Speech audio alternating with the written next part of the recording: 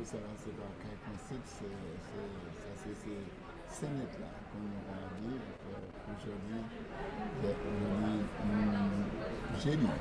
jeudi, jeudi, c'est jour comme la coutume au Caractien, en session, Sénat là, normalement, les mardis, c'est avec moi, normalement, puisque les a changé, normalement, les mardis, c'est quand il considère que c'est maintenant qui est électé.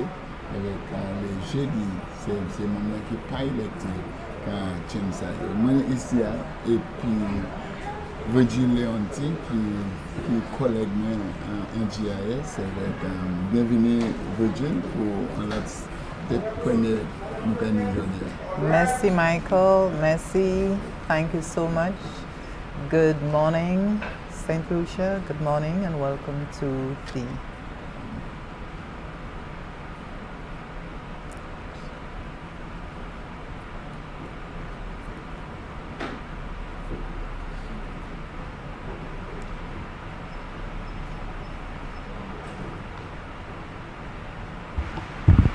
Let us pray.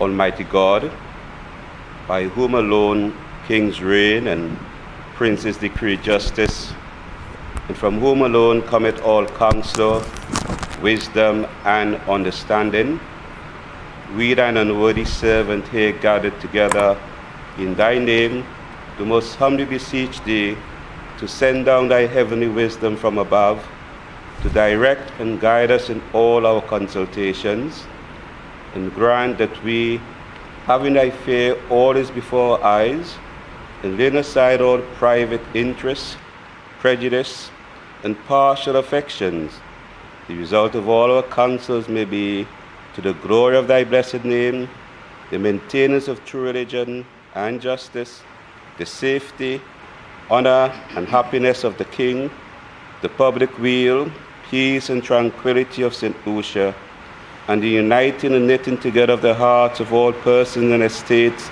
within the same, in true Christian love and charity, one towards another, through Jesus Christ, our Lord. Amen. And the grace of our Lord and Jesus Christ, the love of God, and fellowship of the Holy Spirit, be with us all, now and forevermore. Amen.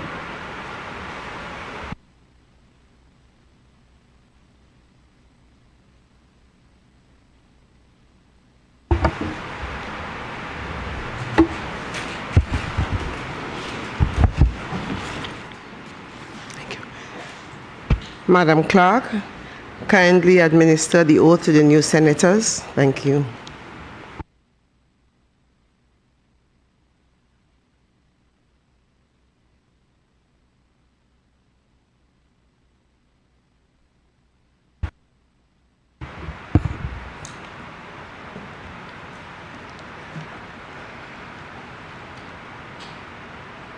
I, Janine Girodi McIntyre, do swear that I will be faithful and bear true allegiance to St. Lucia, and that I will uphold and defend the Constitution and the laws of St. Lucia, and I will conscientiously and impartially discharge my responsibilities to the people of St. Lucia. So help me God.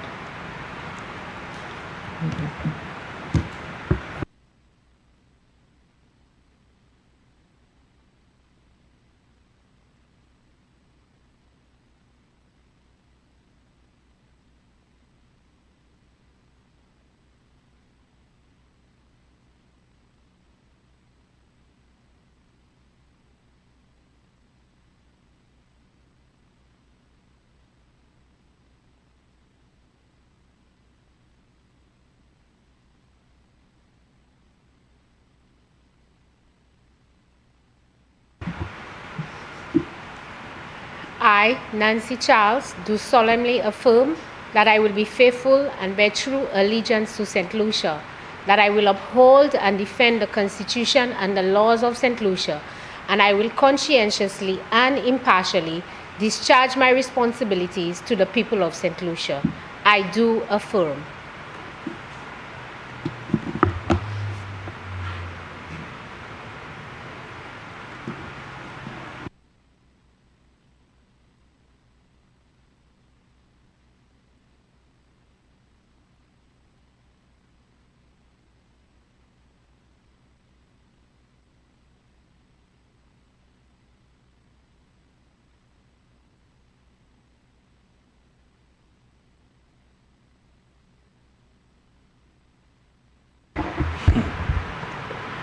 I, Didier Felician Shelton Daniel, do solemnly affirm that I will be faithful and bear true allegiance to St. Lucia, that I will uphold and defend the Constitution and the laws of St. Lucia, and I will conscientiously and impartially discharge my responsibilities to the people of St. Lucia.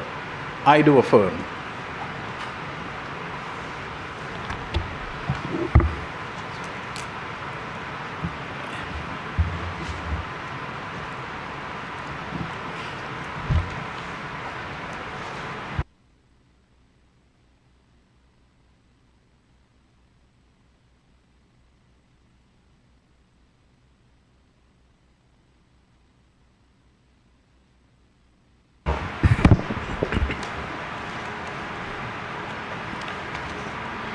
I, George Goddard, do solemnly affirm that I will be faithful and bear true allegiance to St. Lucia, that I will uphold and defend the Constitution and the laws of St. Lucia, and I will conscientiously and impartially discharge my responsibilities to the people of St. Lucia. I do affirm.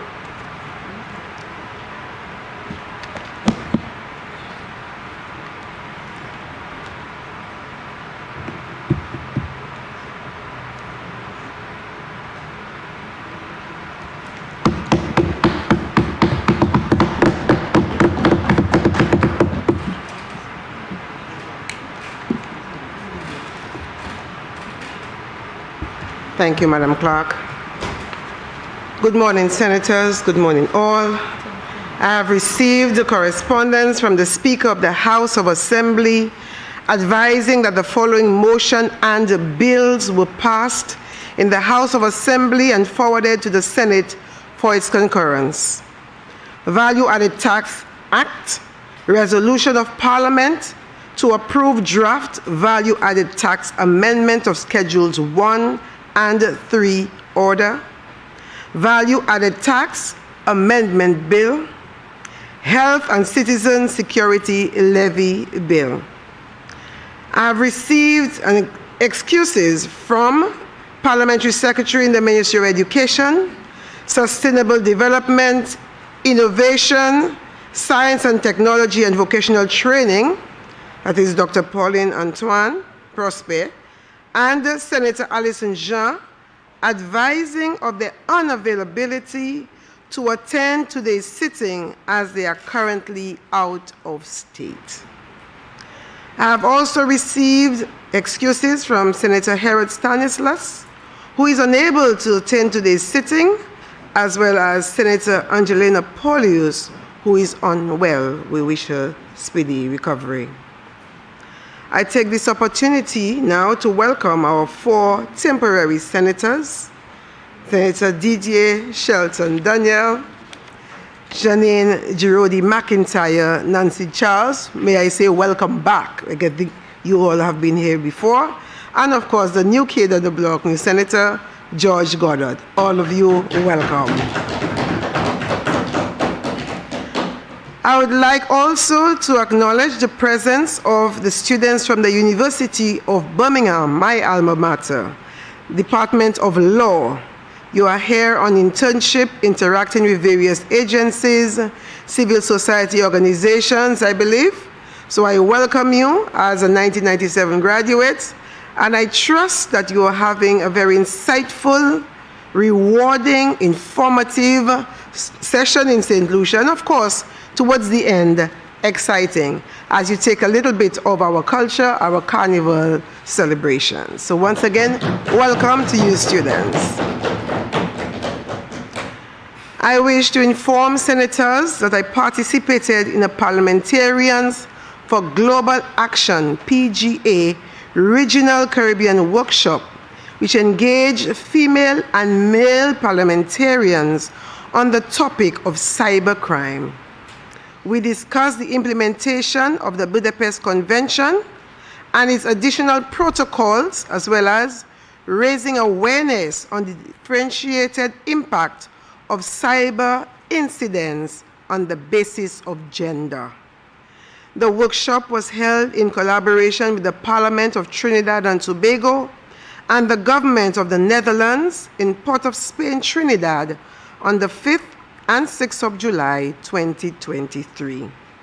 I was tasked with presenting on the current situation in St. Lucia as it pertains to cybercrime, its prevention and response, the various pieces of legislation that deals with cybercrime, police resources, police collaboration with regional agencies, etc., and the way forward for us as a region.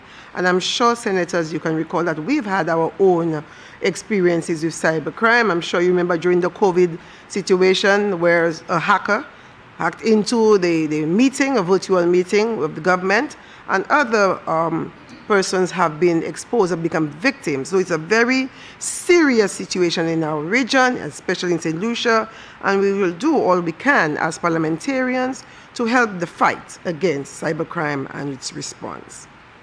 Congratulations to all winners at the various carnival competitions, and I wish all of us a very safe carnival next week, Monday and Tuesday.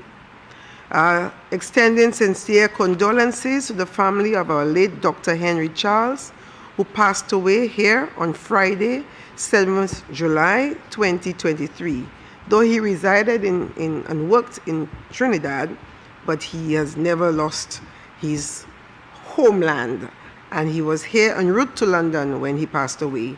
We have lost, and I say we, I mean St. Lucia, has lost a dedicated son of the soil. May he rest in peace. Statements by ministers or parliamentary secretary. Papers to be laid. Honorable Parliamentary Secretary in the Ministry of Tourism, Investment, Creative Industries, Culture and Information, and Leader of Government Business. Thank you, Madam President. Good morning, colleagues.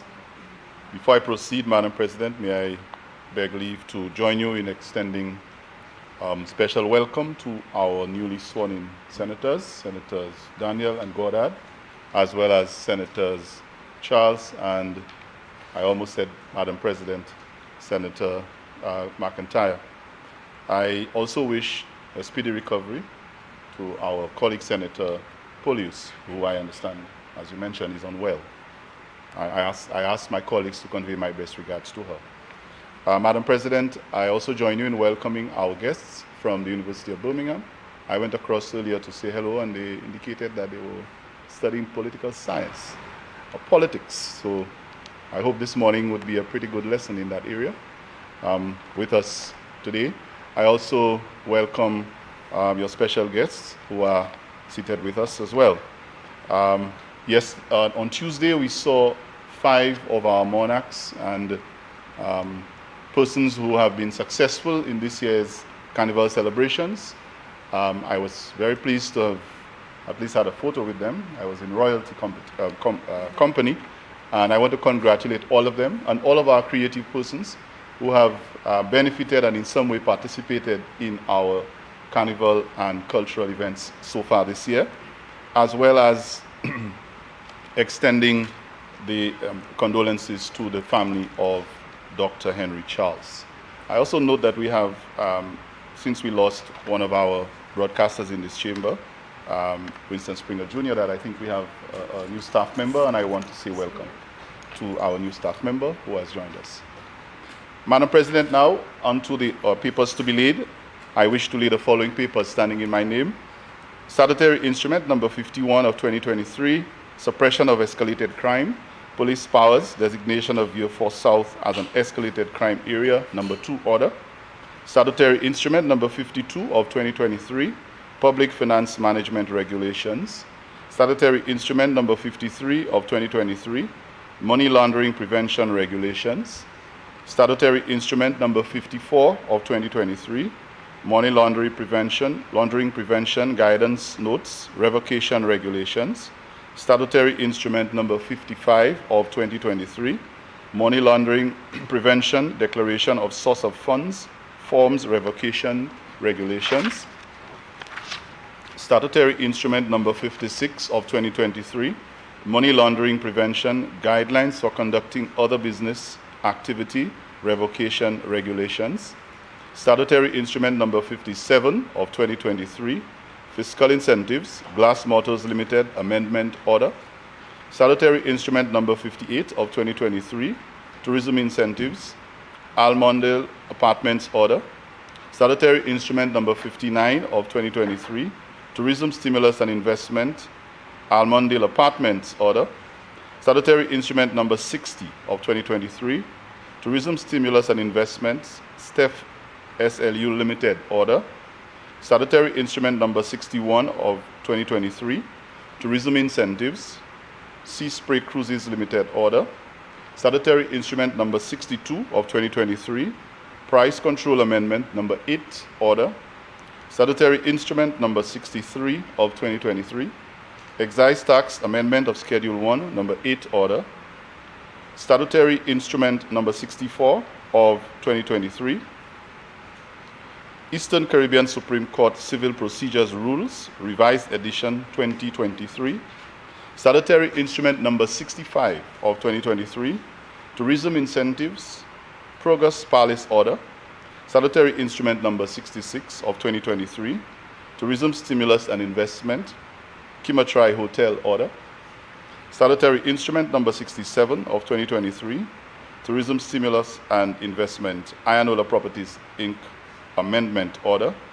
Salutary Instrument Number 68 of 2023, Legal Professions Eligibility, Thalia Shretien Samoy Francis Order.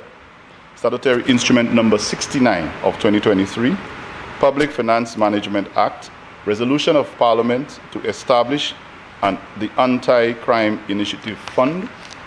Salutary Instrument Number 70 of 2023, National Savings and Development Bonds Act, Resolution of Parliament to raise funds by the issue of saving bonds. Salutary Instrument Number 71 of 2023, Tourism Incentives, Island ATV Limited Order. Salutary Instrument Number 72 of 2023, Price Control Amendment Number 9 Order. Salutary Instrument Number 73 of 2023, Excise Tax Amendment of Schedule 1 Number 9 Order. Salutary Instrument Number 74 of 2023, Value Added Tax, Others eligible for tax refund Amendment Order.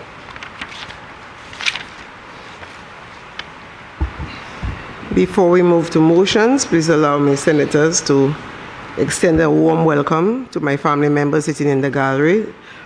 They say charity begins at home, but this time I forgot that part. So I'd like to say I saved the best for last. So welcome to them, those who are from London, Guyana, and St. Lucia, who are supporting me here this morning. So welcome, family. Bienvenue. Motions. Honorable Leader of Government Business. Thank you, Madam President. Madam President, I beg to move the following motion standing in my name. Whereas, under Section 109(1)(a) of the Value Added Tax Act, Cap 1542, the Act, it is provided that the Minister of Finance may, by order published in the Gazette, amend the schedules to the Act. And whereas, it is further provided under Section 109(2) of the Act, that an order made pursuant to the Section 109(1) of the Act is subject to an affirmative resolution of Parliament, except where the amendment is to the customs tariff headings only. And whereas, the Minister of Finance seeks approval of the draft value added tax amendment of Schedules 1 and 3 order to amend Schedule 1 and Schedule 3 of the Act by an affirmative resolution of Parliament to include A. In the case of Schedule 1, as zero-rated goods, 1, for the period of 2 years commencing from the 2nd day of August 2023 and ending on the 1st day of August 2025, a supply of goods under the following customs tariff headings. A. 44.07 to 44.12, lumber, all articles inclusive and their related subheadings. B. 25.23, cement, specific articles and related subheadings. C. 72.00 to 72.09, galvanize.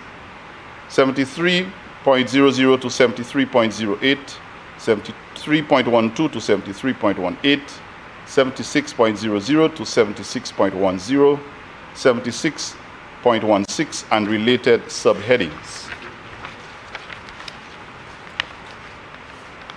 Value-added tax resolution and Parliament to approve draft value-added tax amendment of Schedule 1 and 3 order.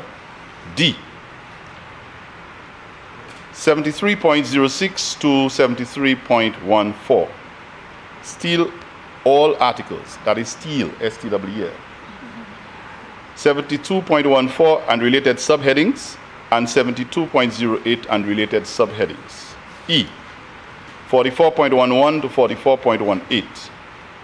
44.20 to 44.21, that is plywood, all articles. F. 96.19, sanitary towels and tampons, napkins, and similar articles of any material. 2. For a period of 2 years, commencing from the 2nd day of August 2023 and ending on the 1st day of August 2025, a supply of components of photovoltaic systems intended solely for harnessing solar power under the following customs tariff headings. A.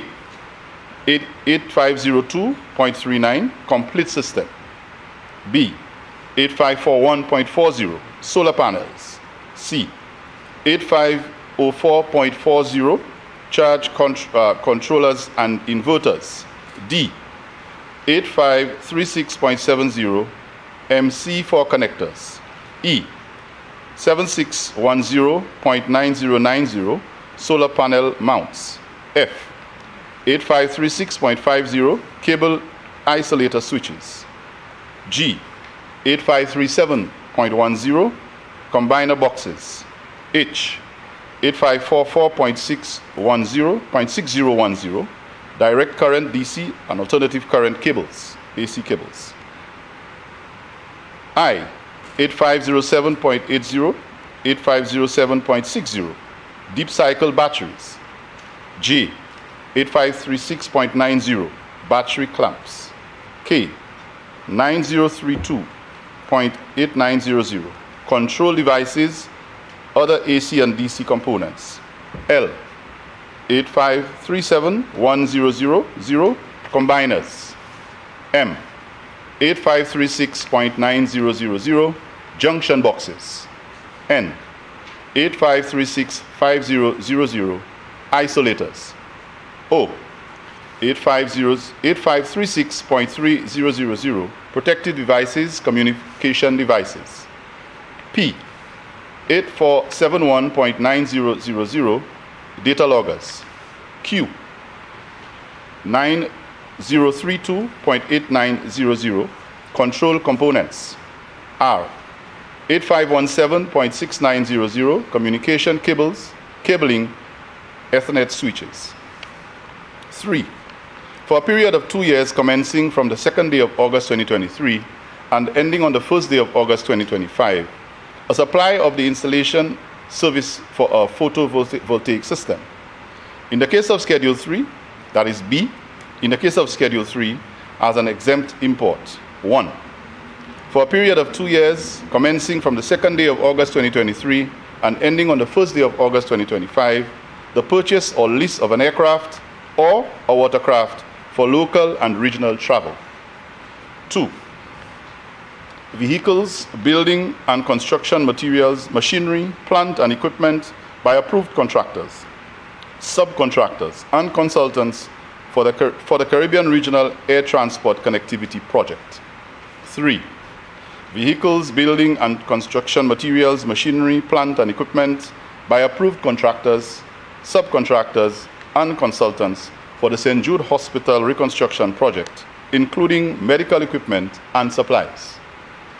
Be it resolved that Parliament, by affirmative resolution, approves the draft value-added tax amendment of Schedules 1 and 3. The Schedules 1 and 3 order, which amends Schedules 1 and Schedule 3 of the Act to include A. In the case of Schedule 1, zero-rated items, or zero-rated goods that should be. 1. For a period of 2 years commencing from the 2nd day of August 2023 and ending on the 1st day of August 2025, a supply of goods under the following customs tariffs headings. A. 44.0 to 44.12, lumber, all articles inclusive and their related subheadings. B. 25.23, cement, specific articles and related subheadings. C. 72.00 to 72.09, galvanized.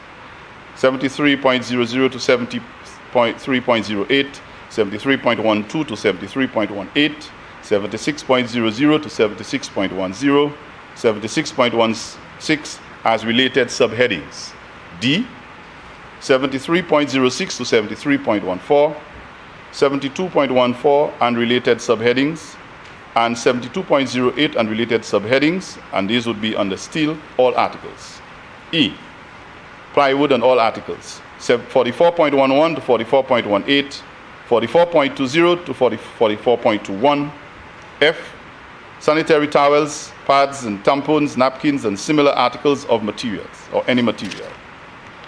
For a period of 2 years, that is for a period of 2 years commencing the second day of August 2023, ending on the first day of August 2025, a supply of components and photovoltaic systems intended solely for harnessing solar power under the following customs tariff headings.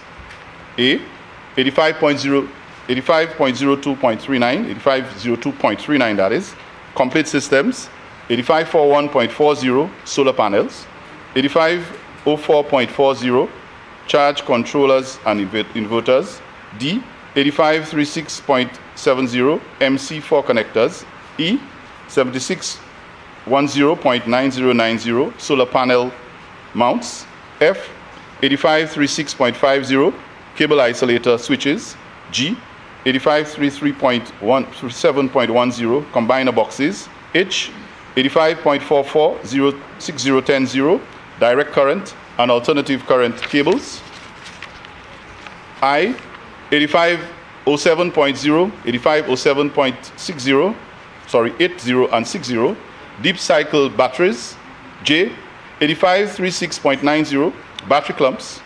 K. 8502.8900, control devices and other DC AC components. L. 8537.1000, combiners. M. 8536.9000, junction boxes. N. 8536.5000, isolators. N. 8536.5000, isolators. O. 8536.3000, protective devices, communication devices. P. 8471.9000, data loggers. Q. 9032.8900, control components. R. 8517.6900, communication cable Ethernet switches. 3. For a period of 2 years commencing from the second day of August 2023 and ending on the first day of August 2025, a supply of the installation services for photovoltaic systems. B. In the case of Schedule 3, as an exempt import. 1.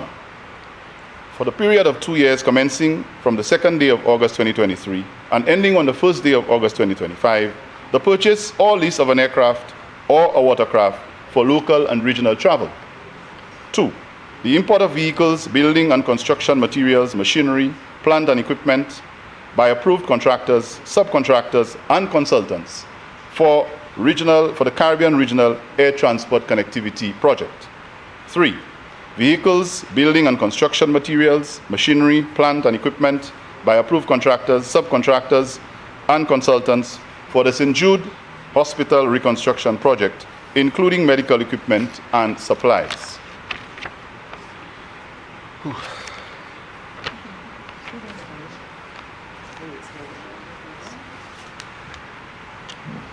Madam President, I would want to provide a bit of explanation after having read the extensive details. Yes, please.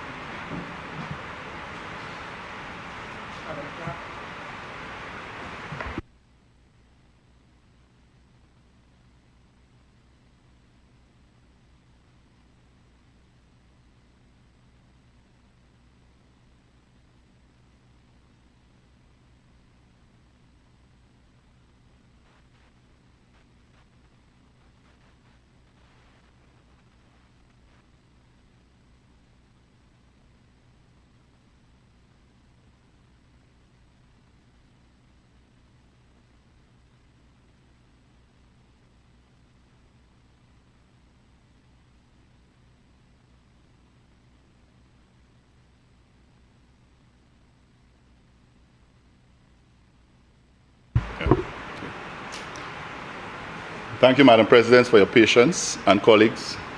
It was quite a lengthy explanation. So my additional explanation will definitely not be that lengthy, but I thought it was important that I explain the context of this piece of legislation and what it seeks to do for the benefit of all. Madam President, this motion or resolution that we have proposed this morning is really a move to give legislative authority to the statements that were given or made by the Prime Minister in his budget address for this fiscal period. We would recall that the Prime Minister did refer to having a comprehensive tax review policy, and in the process ensuring that certain decisions were made to streamline the way our constituents benefit from the taxes as well as the business sector in this country. Madam President, this is consistent with the government's focus on people. And as we know, it is people who pay VAT. It is people who pay taxes. And as a result, we can get to pay our salaries and we can get to pay other things. So, Madam President, we have to be able to strike a balance between the business sector, who collects the taxes on behalf of our government, and the consumer, who pays the taxes to the business places, which is, in the case of VAT, a consumption tax, and then the business places are expected to remit those taxes to the government. So in any move by our government to do anything in terms of tax relief or any amendment or any change to the regime, there has to be a balance struck between the consumer and the business sector. Madam President, this is very, the intention here is that the government wants to ensure that the sector that is responsible for growing a certain section of the economy, the construction sector, gets to benefit. And like I said, it is not about the business sector alone. It is also about a customer, because there are people who rely on that sector to purchase their building materials, to purchase other inputs, and as a result, the business sector also has an opportunity to create employment for persons who participate. So, Madam President, this motion really seeks to assist in allowing a number of stakeholders to benefit, and thereby stimulating the important construction sector. Now, you would think that it's all about building homes and renovations, which is true, but anytime that happens, you would expect the consumer, who is the person who might be desirous of doing some renovation, to take advantage of the reduction or whatever benefit there is. But you would also expect the business house who is providing that material to see an increase in sales. You would also expect the transportation sector to be able to benefit, because building materials particularly need to be transported, and therefore there is quite a lot of opportunity for stimulation. Now, whereas we cannot control the prices of commodities that are coming from outside, and we expect that the prices of the items, whatever will be considered, will be managed and monitored at the ports, it is important that the select materials that we have identified, and when I was presenting the motion, it took a long time because we were very specific. It had a lot of examples of the various items. Aside from the building materials, it also made a reference to other specific items, including sanitary items, items that we might not understand how difficult it is for some people to access. And I'm sure some of my colleagues will expound on that. Photovoltaic systems, Madam President, was one of the other ones that was mentioned. And I believe that we need to start paying attention to one of the biggest threats to our existence, and that is climate change. We have seen the devastation that can be caused overnight. Hurricanes, storms, and as a small economy, our entire GDP can be wiped off overnight. One storm, one weather system can bring our GDP down to zero overnight. And so anything that will incentivize the population's ability to mitigate against carbon emissions, to use alternative energy sources, which in the case of photovoltaic systems, which is what it does, any incentive provided in that direction, I think, is a move in the right direction. Madam President, I also believe that it is important to ask the business sector, while they will be the ones to ensure that these items are sold and make their profit, that whatever reduction is given, whatever reduction is enjoyed, is passed on to the customer. So we expect that there will not be an increase, or there will not be a disadvantage to the customer who is supposed to benefit from that initiative. And so, Madam President, I look forward to the 2nd of August. I expect a real buzz and boom in particularly the construction sector. I expect an increase in the economic activity. I expect persons who may have been waiting, whether it's a hotel developer, whether it is a young person who has been trying to secure a mortgage to build a home, whether it is a small business person somewhere in Soufrière who wants to renovate and extend their small business, that the opportunity will be given to them and that they will take it with both hands to engage and benefit from this incentive. We know that the economy has begun to show some good signs, and we believe that the results of this initiative will probably be reflected in the books the next time the Prime Minister gives us an update on the state of the economy. So I look forward to the benefits to our people, and I look forward to the impact and the relief that this initiative will bring to all sectors of this country, the business sector and the consumer.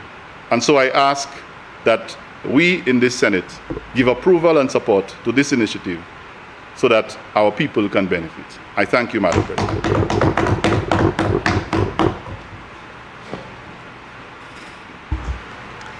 Senators, the question is that Parliament, by affirmative resolution, approves the draft value-added tax amendment of Schedules 1 and 3, order, which amends Schedule 1 and Schedule 3 of the Act to include A. In the case of Schedule 1, as zero-rated goods, 1. For a period of 2 years commencing from the 2nd day of August 2023 and ending on the 1st day of August 2025, a supply of goods under the following customs tariff headings. A. 44.07 to 44.12, lumber, all articles inclusive and their related subheadings. B. 25.23, cement, specified articles and related subheadings. C. 72.00 to 72.09, galvanized, 73.00 to 73.08, 73.12 to 73.18, 76.00 to 76.10, 76.16 and related subheadings. D. 73.06 to 73.14, steel, all articles. 72.14 and related subheadings, and 72.08 and related subheadings. E. 44.11 to 44.18, 44.20 to 44.21, plywood, all articles. F. 96.19, sanitary towels, pads, and tampons, napkins, and similar.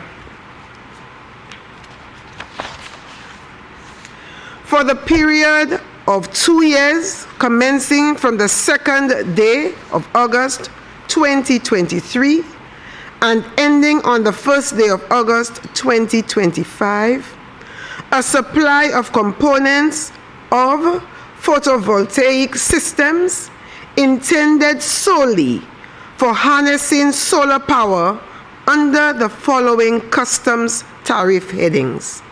A. 8502.39 complete system. B. 8541.40 solar panels. D. C. 8504.40 charge controllers and inverters. D.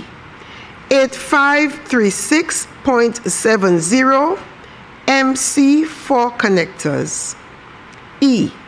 7610.9090 solar panel mounts. F. 8536.50 cable isolator switches. G. 8537.10 combiner boxes. H. 8544.6010 direct current DC, alternative current AC cables. I. 8507.80, 8507.60 deep cycle batteries. J. 8536.90 battery clamps. K. 9032.8900 control devices, other DC AC components. L. 8537.1000 combiners. M. 8536.9000 junction boxes. N. 8536.5000 isolators. O. 8536.3000 protective devices, communication devices. P. 8471.9000 data loggers. Q.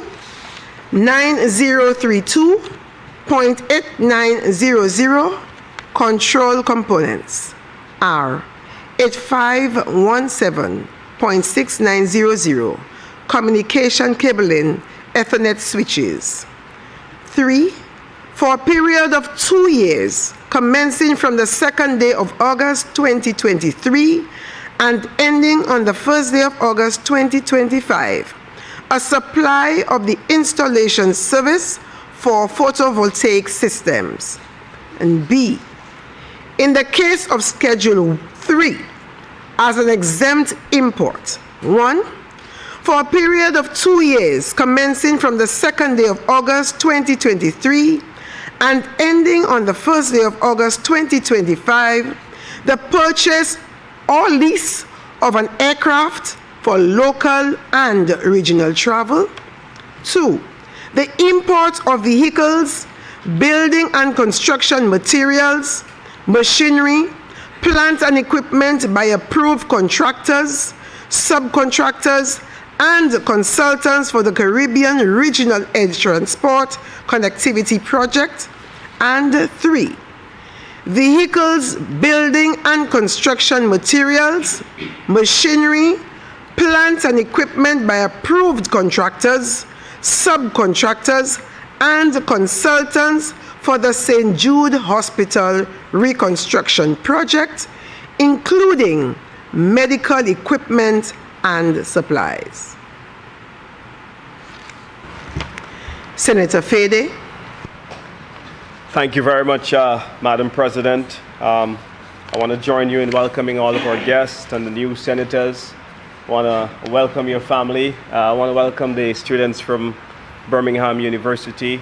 And I see my good friend on the other side sworn in as a senator today. Welcome, Senator Goddard. I want to welcome my colleagues again. Welcome back, Nancy Charles, as well as Mrs. Girodi, who is no stranger to this House. Madam President, I get straight to the motion that is before us today for the reduction of the value-added tax, or to increase or to amend the schedule of the value-added tax. I think it's schedules 2 and 3. Madam President, I don't want to start my presentation by saying to the leader of government business that we told you so a long time ago. And you know, Madam President, this is happening as the construction sector goes through the throes of a 20% contraction in construction activity in the country. Madam President, the global inflation did affect building materials severely. That we see, Madam President, in the case of some building materials, such as plywood, for example, the cost has gone as much as $200 if you're trying to buy the 3/4 ply or the flooring ply. I'll get to that a little later. Other countries, though, Madam President, in the OECS, have done this a long time ago. And that's why they're seeing a much better success rate in the overall cost of living, whether we're talking about building materials, whether we are talking about various commodities that are affecting their consumers. And I'll get to that a little later as well. And so, Madam President, let's deal with the first item, which is the matter of building materials. Now, I told you a short time ago that a sheet of plywood, a 3/4 ply, which is the flooring ply, is $200. So if I was to apply the current VAT rate of 12.5% discount, that will still be at $175 for the average consumer. Madam President, in my given experience and what I know of the situation in St. Lucia, that is still too expensive. And so this program has come up short and will not do enough to address the perennial problem which the people of St. Lucia are facing presently, whether it's plywood, whether it's the cost of goods in the supermarket, whether it's gas, whether it's the increase in bus fares, whether it's the increase in bread, whether it's the failure of this government to have a more broad-based and comprehensive strategy to deal with the impacts of inflation on the population. And so, Madam President, I want to take you back down memory lane. You will remember this very well.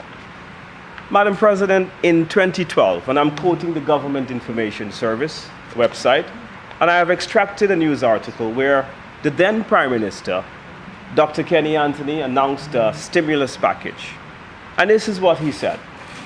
He said that I know that several citizens have been waiting to begin the construction and renovation of homes and commercial buildings, construction stimulus program. He went on to say that the consumers will experience reductions in the cost of building materials by up to 41%. Now, 41% then, and if you remember, that didn't really have a big impact. We still have a housing crisis in this country. Madam President, have a significant... Excuse me, I just rise on a point of elucidation. I'd really like if the Senator could clarify what document he's reading from, because we have not seen that. So this is This is from the government information website. I'm happy to make it a document of the House if the senators would like to peruse, because this is a stimulus package back in 2012 announced by the St. Lucia Labour Party government, Dr. Kenny Anthony, the then finance minister, and he has said he went further than you in stipulating that his stimulus package would have reduced the cost of building materials by as much as 41%. And so I'm saying to you that what has happened back then is far more effective than what you're doing now. And I would like to say that that had its own limitations in terms of the impact that it had on the housing sector in St. Lucia. We still have a housing crisis in this country. We still have a significant problem with people who can't own their own homes. We still have a situation where people are building on family plots who, for example, are building with prefab material. So we still have a situation where people can't get mortgages to go to the bank. So I'm saying to you that if 41% didn't work then, your pitiful 12.5% will not work. And so you've got to do something far more comprehensive so that the people of St. Lucia can have real consequential benefits on a stimulus package. We have said to you before that inflation has affected the people of this country in ways that you can't imagine. And so while you come and you make your fancy projections, I'm saying that this is not going to work. This is a failed policy because the price of building materials far outweighs what the pace of salaries, the pace of job creation in this country. We've got to measure it against those realities as well. And so you can feel good about your useless policy, but I know that the people of St. Lucia are not going to find this extremely beneficial, not when given that a sheet of plywood is at some $175. Who's going to afford that? If you're buying 10 sheets, it's already $1,750. And so let's get real. You've got to do more to help the people of St. Lucia in real ways. And that was the first thing I want to say. The other thing is, I want to highlight, Madam President, is that we're debating this bill while a number of St. Lucians still have not repaired their homes from Tropical Storm Dean, which happened just before the last elections.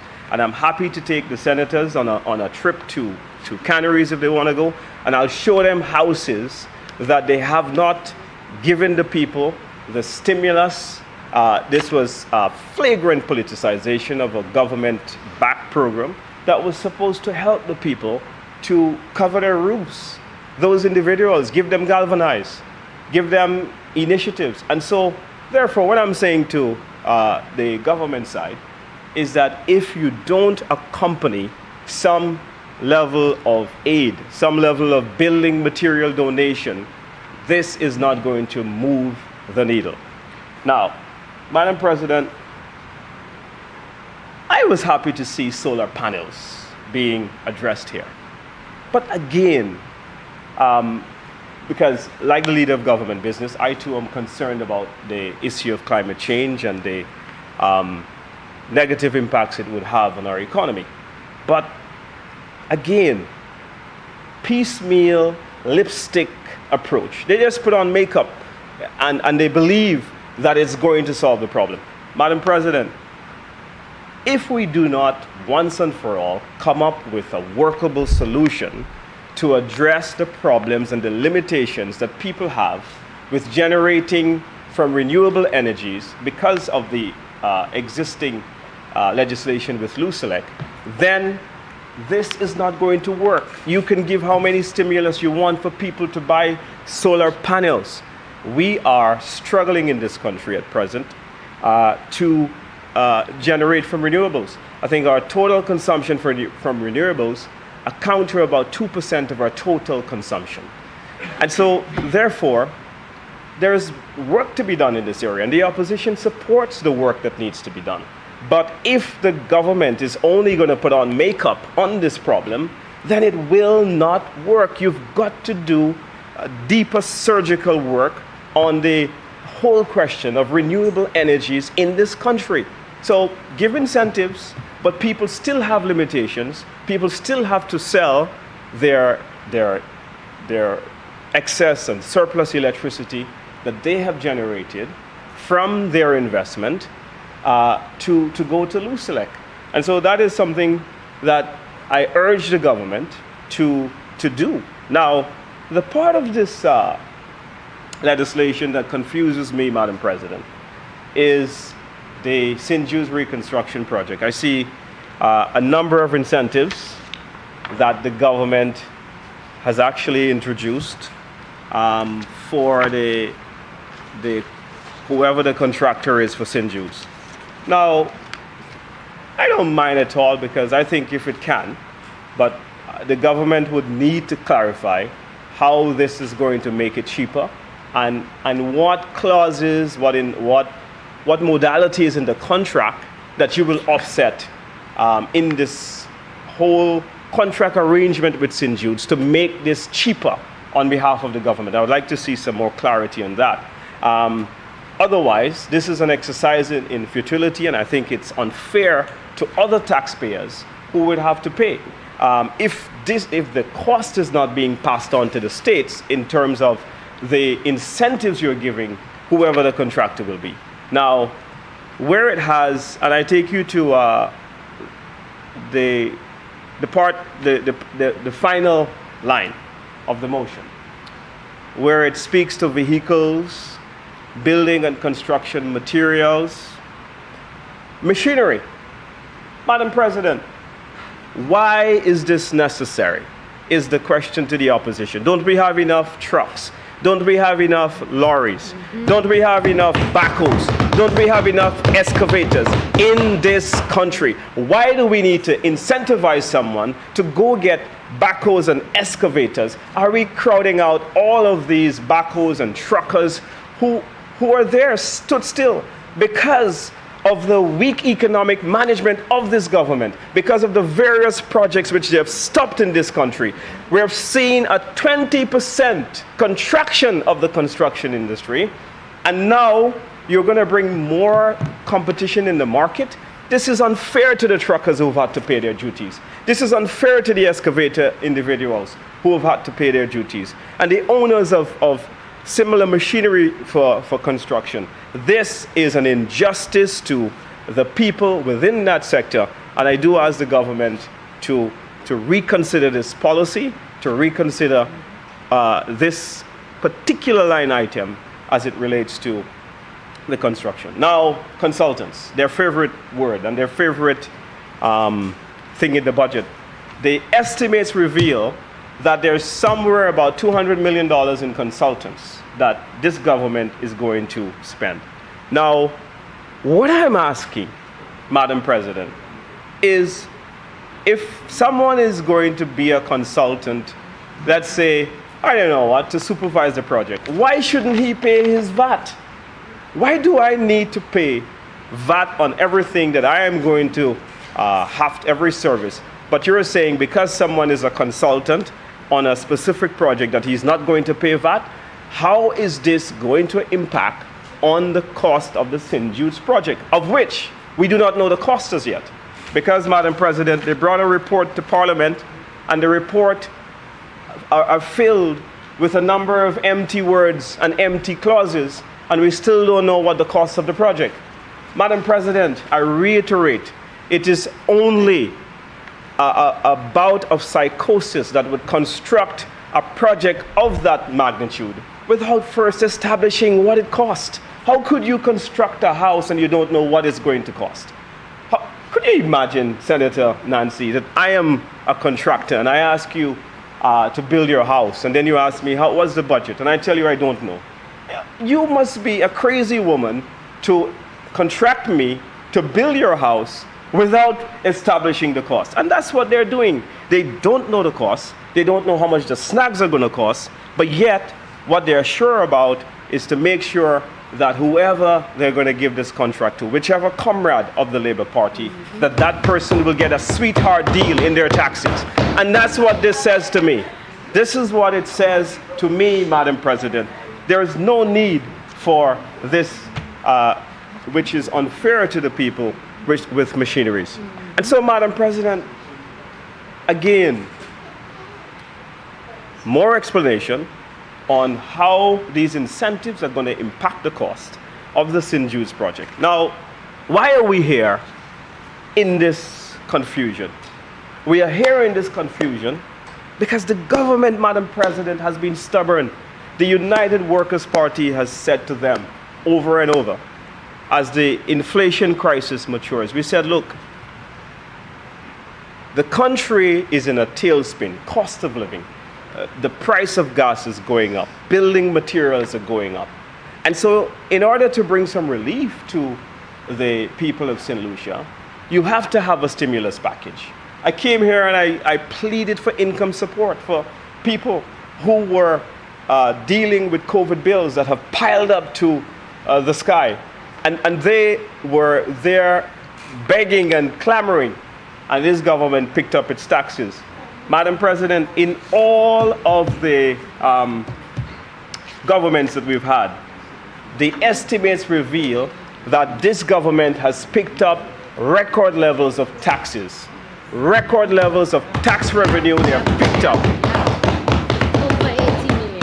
And instead of giving the people some relief, what they have done, Madam President, is that they continue to pick up their VAT, they continue to allow the price of gas to go up, and now people are complaining they're rushing to do building materials. Now, Madam President, there are other governments in the Caribbean that are far ahead than them. Far ahead. Let me show you, and I quoted the St. Kitts Observer last time, and I'm happy to make that a document of the House. And this is what the then Minister of Finance, former Prime Minister Tim Harris, has done in St. Kitts.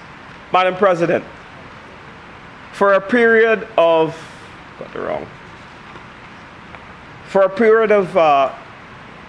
several months, he reduced the excise tax on fuel from $2.25 to 95 cents to make sure that his citizens do not, Madam President, face the high price of gas at the pump.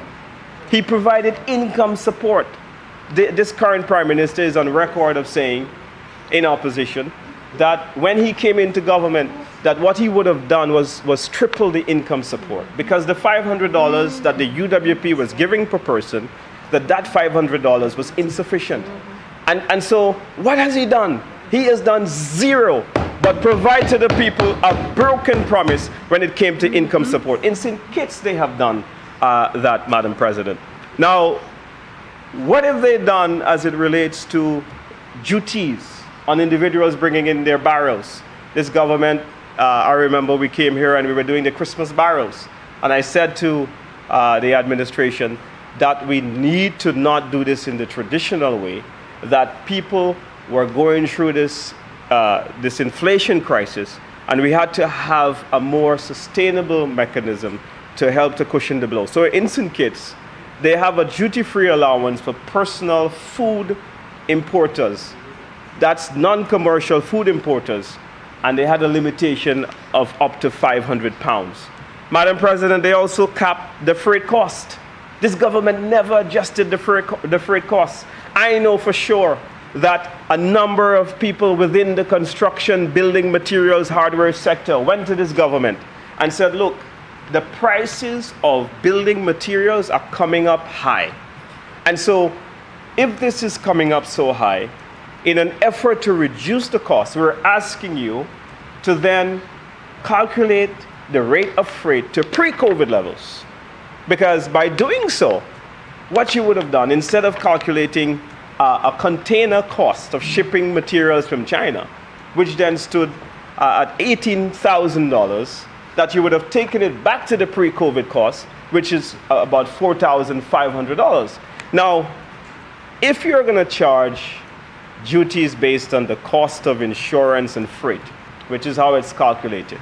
So if you're charging your duties that way, and one aspect of that methodology went up, which is the freight, a big shipping cost bill, what you would have done is that you would have then passed on significant sums of that duty. And so the consumer was paying a higher tax rate than they should have. And so if you had done like the government of St. Kitts, you would have calculated the freight costs at pre-COVID levels, and then the people would have had a break, but you're very stubborn. And so, Madam President, for 6 months in St. Kitts, they removed the VAT and import duty on commodities facing people in the supermarkets, at the pumps, at various places of trade, so that those individuals, Madam President, had a better opportunity to endure this hardship that's brought about in the population by the global inflation crisis. And the government knew about it. They came here and they made the excuses. The Minister of Trade is on record of saying that the disruption that have been caused by this global inflation crisis has carried up the shipping costs.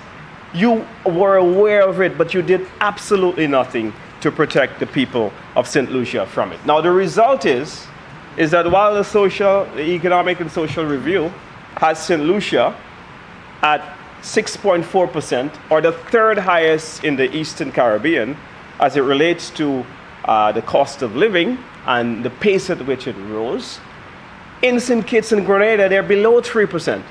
And that is because those governments were very proactive and forward-looking. They cared about their people. You simply do not care.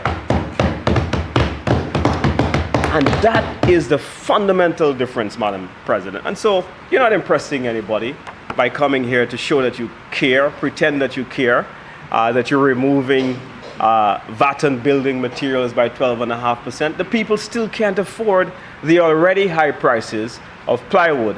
I am not impressed.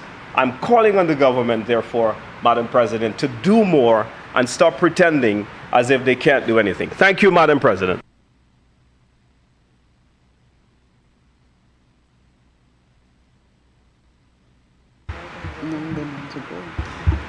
Senator Kejiana Tusa. Thank you, Madam President. Like you, Madam President, I want to take this opportunity to congratulate all the persons who have been declared winners of our competition so far during the carnival season. Our Soca and Groovy Monarch champions, Calypso Monarch, Carnival Queen, the Intercommercial House Queen, King and Queen of the bands. In a special way, Madam President, I want to of course mention the Calypso Monarch T-Blacks, and a special mention to the South Calypso Tent for having been resilient over the years, and for of course having over the years produced that level of class that we know only to be from the South Calypso Tent. Madam President, I also want to welcome our visitors in the chamber who are here with us today, and I had a short conversation with the students from Birmingham College earlier before the session started, and they are not just enjoying the part of the academic aspect, but they have indicated that they are enjoying St. Lucia. And of course I cheated with them that it's unfortunate that they're only here for a short time where I live, and so I encourage them to continue to explore what our country has to offer, and of course to be ambassadors when you return home to your colleagues and your friends, that they too should within their lifetime visit the shores of this beautiful island. Madam President, it is my opinion that the resolution before us is a very simple one, and simple in terms of the benefits that it will obviously bring to the people of this country, Madam President. And so I want to perhaps divert a bit from what would have been my prior engagement on the motion before us, to just deal with a few things that it's really amazing, Madam President, how, you know, sometimes, like I said, when you expect things to be really simple, really straight to the point, and when you know for a fact that the things based on the motions, based on the policy positions, will obviously redound to benefits for the people of St. Lucia. It is not too difficult to pinpoint, Madam President, as people speak. And there is something that I grew up learning, that a shaide leo pakakopon chemun toutan yo pa ouve bouche yo, Madam President. I grew up hearing my grandmother say that, Madam President. And as I have grown and as I have different experiences, this becomes even more obvious to me, Madam President. Madam President, I heard the member on the other side cheated that this is something I told the government that they should have done a long time ago. And Madam President, I would really like some clarity from you perhaps in terms of what is defined as a long time ago. Madam President, I swear, and I hear other people say it as well, so it's not me losing my mind, that almost every time a member of the opposition speak, they make it seem as if 2021 was such a long time ago. Madam President, 2021 was just the other day. They were there just the other day. But it seems like they've become so empowered with so much intelligence and so much knowledge that they now tell you that we said to do this a long time ago. What was a long time ago, Madam President? Madam President, when you speak, and of course I will always be the one who walks the line of that there is always more that can be done.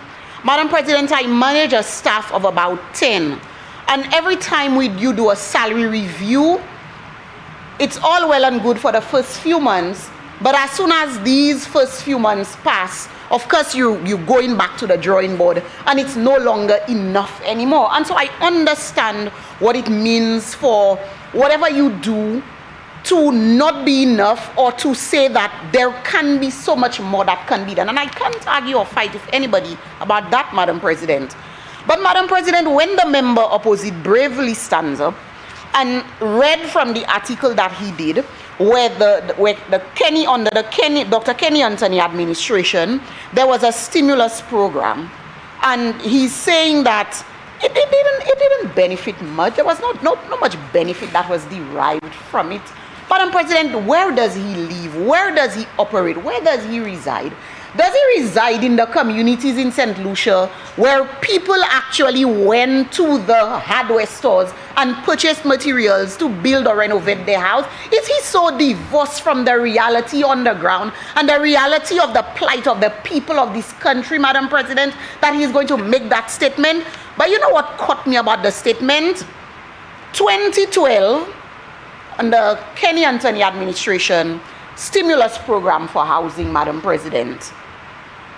2023, under Honorable Philip J.P. administration, housing repair program, Madam President, removal of VAT on building material, Madam President.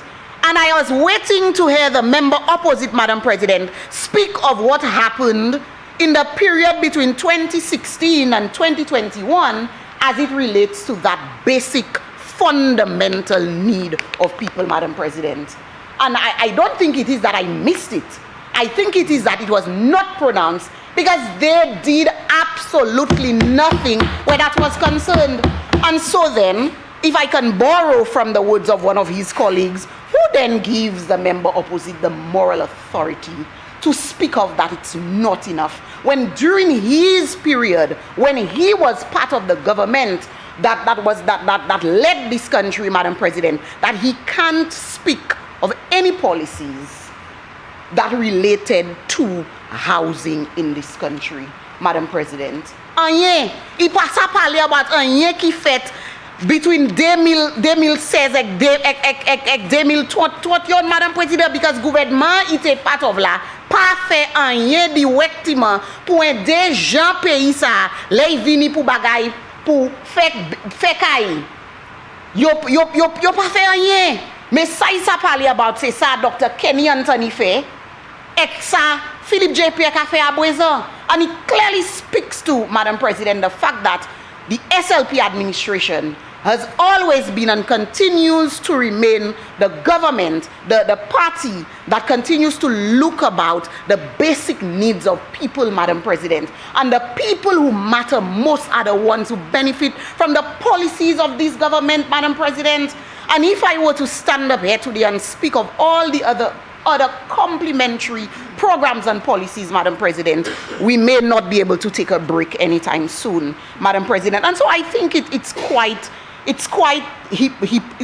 a hypocrisy, Madam President, when persons who people of this nation listen, they listen to when persons like us speak in the House of Parliament. They listen, Madam President, when we are in front of the media speaking. And I think it's really unfair when we tend to deliberately mislead the people of this country, Madam President, which has become the modus operandi of the opposition, Madam President. Madam President, I stand here in thanksgiving, Madam President, for the policy direction of this government, and I speak specifically, Madam President, to Section AF 96.19 under the Value Added Tax Act, Madam President. The removal of VAT for the period on sanitary towels, pads, tampons, napkins, and similar articles of any material, Madam President. And as a female myself, Madam President, I understand how important this, and again, it may seem little, and people may say it's just lipstick, Madam President, but it is the difference that it will make, Madam President, and it's the reach that it will have, Madam President, to the people who matter the most, Madam President, that make it important and make the difference, Madam President.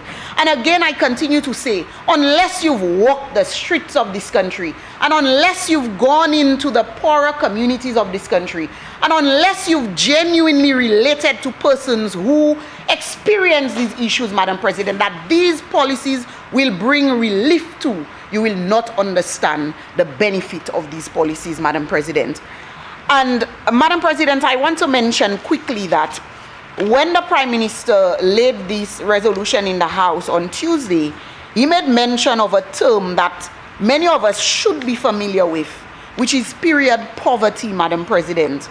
And so it is really incumbent upon the government of the day and the other social partners within the country, Madam President, to ensure that we look at closely and address this issue.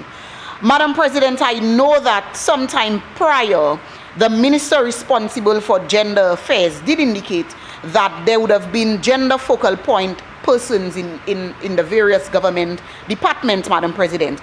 And so adding on to this, Madam President, the removal of VAT on sanitary napkins and towels and so on, that it's my hope as well that these gender focal points will also look at the other systematic things in terms of infrastructure and so on that will actually lend itself to reducing the issues and occurrences of period poverty, especially in institutions such as our schools, Madam President, with facilities such as proper bathing facilities and so on for our girls and women who during their menstrual cycle may require that level of support and attention, Madam President. And so in my opinion, this is a step, what some of us may consider a small step, but a very important step, which can then be added into a bigger program, a bigger policy direction to see to it that we look after this important factor, Madam President. And again, you see the issues surrounding this, especially in the workplace and in schools, Madam President, where persons who can't really afford to provide themselves with the proper amenities, the proper articles, Madam President, to ensure that they are comfortable during that period of time. And so I want to place on the record my special thanks, Madam President, to the Honorable Philip Joseph Pierre and the Cabinet of Ministers on this policy direction, Madam President. And so, Madam President, at this point, I turn over to perhaps what we can consider the hot button topic as it relates to this resolution, Madam President. The removal of the 12.5% VAT on items such as lumber, cement, and galvanized, Madam President. And Madam President, again I say that we should not, or we ought not to be hypocrites when it comes to this matter, Madam President. Because if you are part of a community, you see the reality that exists on the ground. The government has been partaking or has implemented a housing repair program, Madam President. And those who are privy to some of the information coming off the ground understand all too well the need for the government to continue or further incentivize persons to be able to provide for themselves or some sort of assistance in terms of them being able to provide proper housing, Madam President. Madam President, when we look at the savings that will accrue from the removal of VAT on the articles, Madam President, we understand the importance of it. And Madam President, there is this thing going around where, you know, they tell you people cannot eat lumber and people cannot eat cement. Of course we know that. Madam President, we all know that. My 9-year-old daughter knows you can't eat lumber and cement, Madam President. But I need to impress upon the people of St. Lucia that that is a reality. You can't eat cement and lumber. But what you can, Madam President, do is the savings that you will accrue from the removal of the VAT, Madam President, is you will now be able to afford the additional rice, the additional flour, the additional sugar, Madam President. And Madam President, moi vle di sa patois because dele moun ka di bagay ek yo ka repete jis ati point ou ka vin kwe akodi si ise la vérité. Madame President, nous tout ça, vous pas à manger bois, ou pas à manger ciment, ou pas à manger roche, c'est manger ou pas manger. Mais Madame Président, ça qu'il fait, c'est les VAT la sortie en l'air, Madame Président. L'argent qu'a sauvé, Madame Président, parce que vous avez pour payer 12%, vous avez 12.5 là, vous avez pour payer. Mais à présent, parce que vous pas qu'à payer, Madame Président, pour gagner plywood là, pour gagner ciment, ou à présent, ça point l'argent, ça vous avez sauvé. Et meilleur l'argent, vous avez fait commission en supermarché là, Madame Président. So si peut-être avant, vous avez ça gagné 2 livres sick. À présent, vous ça mettez l'argent salaire, vous ça gagné 4 livres sick à présent. Madame Président, peut-être maman la pour manger pain en 100 yen. Madame Président, à présent, vous ça gagné un tin tuna fish, vous ça gagné 3 fromages. Et vous ça couper pain, mettez en didan bay maman la kay aimer ça plus, Madame Président. So non, nous pas qu'à manger galvanise, nous pas qu'à manger ciment, mais nous kay ça servir l'argent, nous kay sauver pour bay maman nous un plat en l'étable là qui plus belle, Madame Président. That is the reality of what exists. And let us as St. Lucians not be misled as to the reality of it, Madam President. And Madam President, the sad thing about it is the people who are all out in the media postulating and speaking about it are people who seemingly live in comfortable structures, Madam President. Your papa is a ça, Your papa is a, Madam President. Because Kaila yo ka wete daila, igaga de comfortable, Madam President. So pour qui ça? Pour qui ça yo ka vle mette en tête Jean Saint-Lucie et pour dire yo pas brisé? You mean to tell me, Madam President, we've gotten to the point in our life where we no longer our brothers and sisters keepers, that we do not want to see the person in the house living next to us have a more comfortable structure to live in? So we're going to attempt to mislead them and tell them, pasipotei, because you ba manger. Yo pa kay manger, mais yo kay wete dans kay qui plus confortable, Madame Président. Et qui ça qui belle passer ça pour l'eau passer dans community a tout monde ni anti kay qui confortable pour yo wete dans. Madame President, I don't know about everybody else, but that will bring me pleasure as an individual in a rural community, Madam President, as an individual who grew up in an extended family where there were about 12 of us, Madam President, in a 2-bedroom house, Madam President. Madam President, moi ouvert cabane à terre ou ça, Madame President. Et qu'il y a une famille qui a fait juste toujours, there are families who still are in that situation. And Madam President, it means for them, they are one step closer to being able to drop a piece on the house, to build that additional bedroom that the children can now have a space that they can call their own.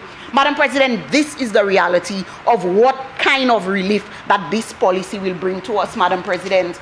And if anybody tells me that it's different, Madam President, I want them to question that individual's resolve, Madam President. I want to term these individuals inhumane, Madam President. Very much so, and this hurts me to my core, Madam President. It hurts me when I hear people speak like that about a policy that can bring that sort of relief to families, especially families who have been struggling. The dream of owning a house, I think it's the dream of many persons, Madam President, but you struggle with the inability to do it because you can't afford it. Now, we're not saying not everybody will be able to build mansions on the hills, Madam President, but it means you're one step closer to being able to do it if you could not otherwise do it, Madam President.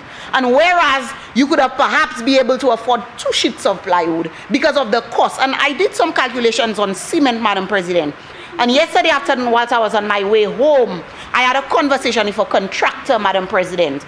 And now I noticed he sent me some documents that I had not had time to go through. I really wish I had time to go through it when he sent it this morning. On he made some comparisons, comparing certain projects that he has currently in terms of the cost of the material and what the eventual costs will be after that comes to fruition, Madam President. The funny thing is, he told me yesterday, between the pronouncement of the Prime Minister that this would have happened and now, some of his work seemed to have slowed down a bit because all his customers, all his clients had been telling him, let's wait. Let's wait for July, let's wait for August until the 12.5% has been removed. They will proceed with the project then. And so as a contractor, you know, he felt, boy, Philip Jepier put me in a predicament there, you know. But he understands why the clients would have said, let's wait, Madam President, because the eventual benefit is to them. And I made some very, very sketchy calculations in my head, Madam President, and I looked at cement. And a bag of cement is what, like $25 or so at this point. And so, Madam President, it means that the savings you'd have accrued on about 3 bags of cement would actually be able to buy you a 4th bag of cement, Madam President. And so if we do not want to look at the removal of the 12.5 and say that it's Niagara, Madam President, if we look at it that way, to every 3 bags that you will buy post-August 2nd, you will be able to purchase an additional bag, Madam President. And so it means more columns will go up, more floorings will be done, and so on, Madam President. And that is the reality of it, Madam President. Madam President, and again, I want to say that what this policy direction what this decision will do is it will not only boost the construction sector, Madam President, when you look at it on a commercial scale. Madam President, the member is misleading the House. And I just want to really ask her to recalculate. May I interrupt you, Honorable? Sure, ma'am. You please address on a point of order, and you indicate to me what is your point of order. I have not responded to you in your proceeding. Sure. Please follow the due protocol. What is your issue? Madam President, the member is misleading the House. In stating that if a bag of cement is $25 and that if you buy 2 bags, that you're going to be able to buy a 3rd bag with this 12.5% Madam President, the member is... This is a gross miscalculation of the facts. I saw on a point of order, Madam President. Okay. Madam President, the member is misquoting me. Both senators, stop. Yeah. Just indicate what you heard, and then the senator shall respond. So the member said that if you buy 2 or 3 bags of cement, right, that you will save enough with this tax to buy a 4th bag. Okay. Now, thank you. I give her 4 bags. Stop right there. Take your seat. No problem. Okay. Senator Toussaint, could you now clarify what your statement was? Madam President, I did not stand up here and pretend to be a maths teacher. Madam President, I said if you buy perhaps 3, based on the sketchy calculation that I did, the savings that you accrue from the 3 may be able to get you a 4th bag. I was not conclusive. Senator Toussaint, please proceed. Conclusive. Please proceed. Thank you, Madam President. And Madam President, this is the way that they try to, they're the ones trying to mislead people. I never stated that I was conclusive in stating the matter. I said, and I did indicate there were sketchy calculations, and you may, and these are the operative words here, Madam President. I see an English class. Madam President, and a naughty corner coming. Madam President, let me continue. And of course, you expect that you're going to get this sort of interjections and disruptions, Madam President, when you are speaking to the things that will benefit the people, Madam President. Because whatever I am saying here is in direct contrast with what they have been peddling, Madam President, all over social media. And so, of course, I expect that I will be interrupted, Madam President. Madam President, again, I was saying that this policy will not only benefit, will not only derive in greater affordability for the individuals, Madam President, but it will also help in boosting the construction sector. And I think the leader of government business indicated a few other aspects of the construction sector that will be given a boost with the decrease, Madam President, in terms of trucking services and in terms of carpenters and masons and so on, who will also benefit from that, Madam President. So, of course, the benefits are far-reaching, Madam President. And again, I want to say as well that this policy direction is a policy direction which, again, and every time I come here, it seems I'm saying that we're adding to the plate, Madam President. And so when people say that it's not enough, you're not doing enough, Madam President, this is only one part, again, of everything that has been added on the plate throughout these 2 years, Madam President. And so, of course, we see the parent who will receive a $500 one-time allocation, Madam President, for their student, their child who wrote CPA, will now be able to redirect that $500, Madam President, in perhaps giving a little boost to the house, Madam President. The pregnant woman who now will benefit from the tests and so on under the health program for prenatal, Madam President, will now be able to redirect that money, Madam President, and it will yield greater benefit for them, Madam President. Madam President, the elder gentleman or the elder lady who now under the 80+ program, Madam President, will be able to receive their visits and their medication for free, will now be able to give the boost, Madam President. And in my mind, Madam President, this Christmas parang song, I can't remember it, is popping in and out of my head about the lumber, and I don't know if any of you can remember this Creole song that speaks to being able to, about the lumber and the so on, and so it rings in my head, Madam President, that this is the joy, the Christmas joy in August, Madam President, that our people will benefit from. And so we see again, like I said, one more thing added to the slate of policies and the slate of things that this government has continued to do to look at the plight of people in this country, Madam President, and to ease the burdens and the squeeze on them, Madam President.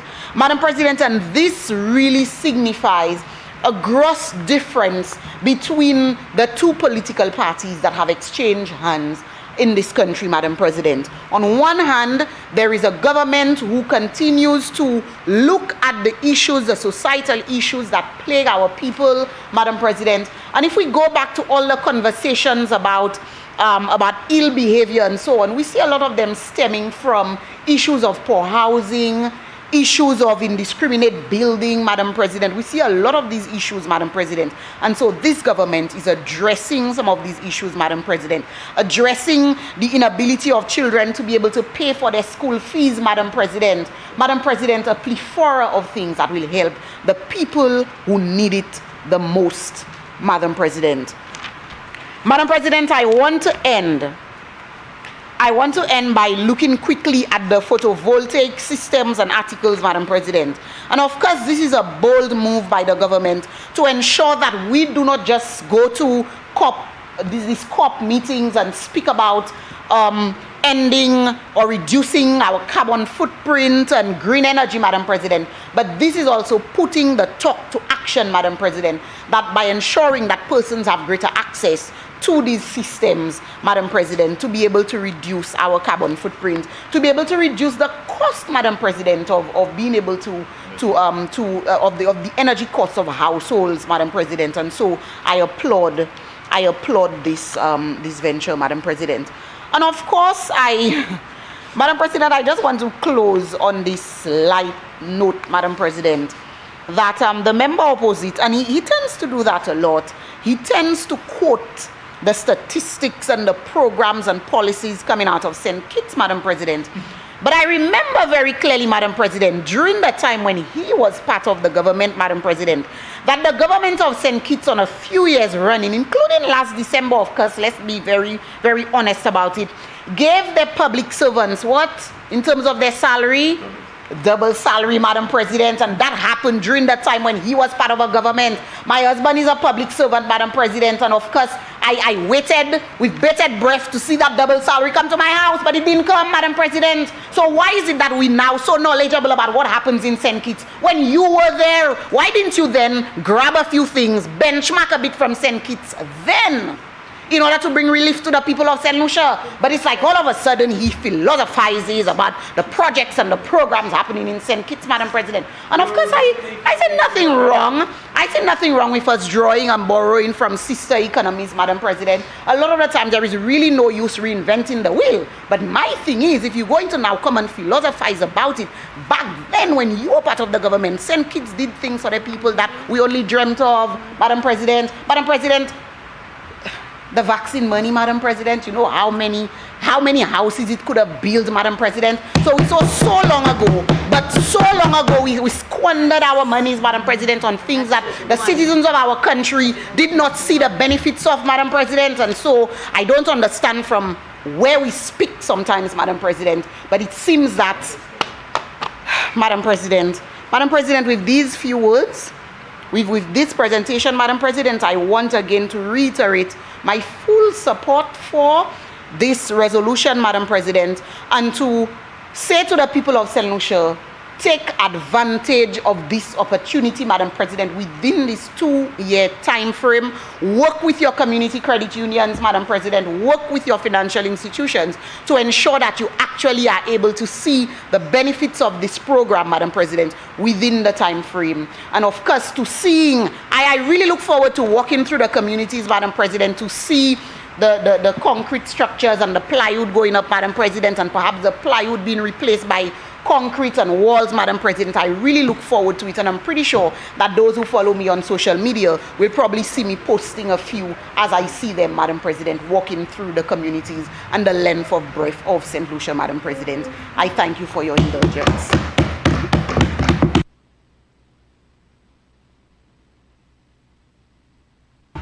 Senator Nancy Charles.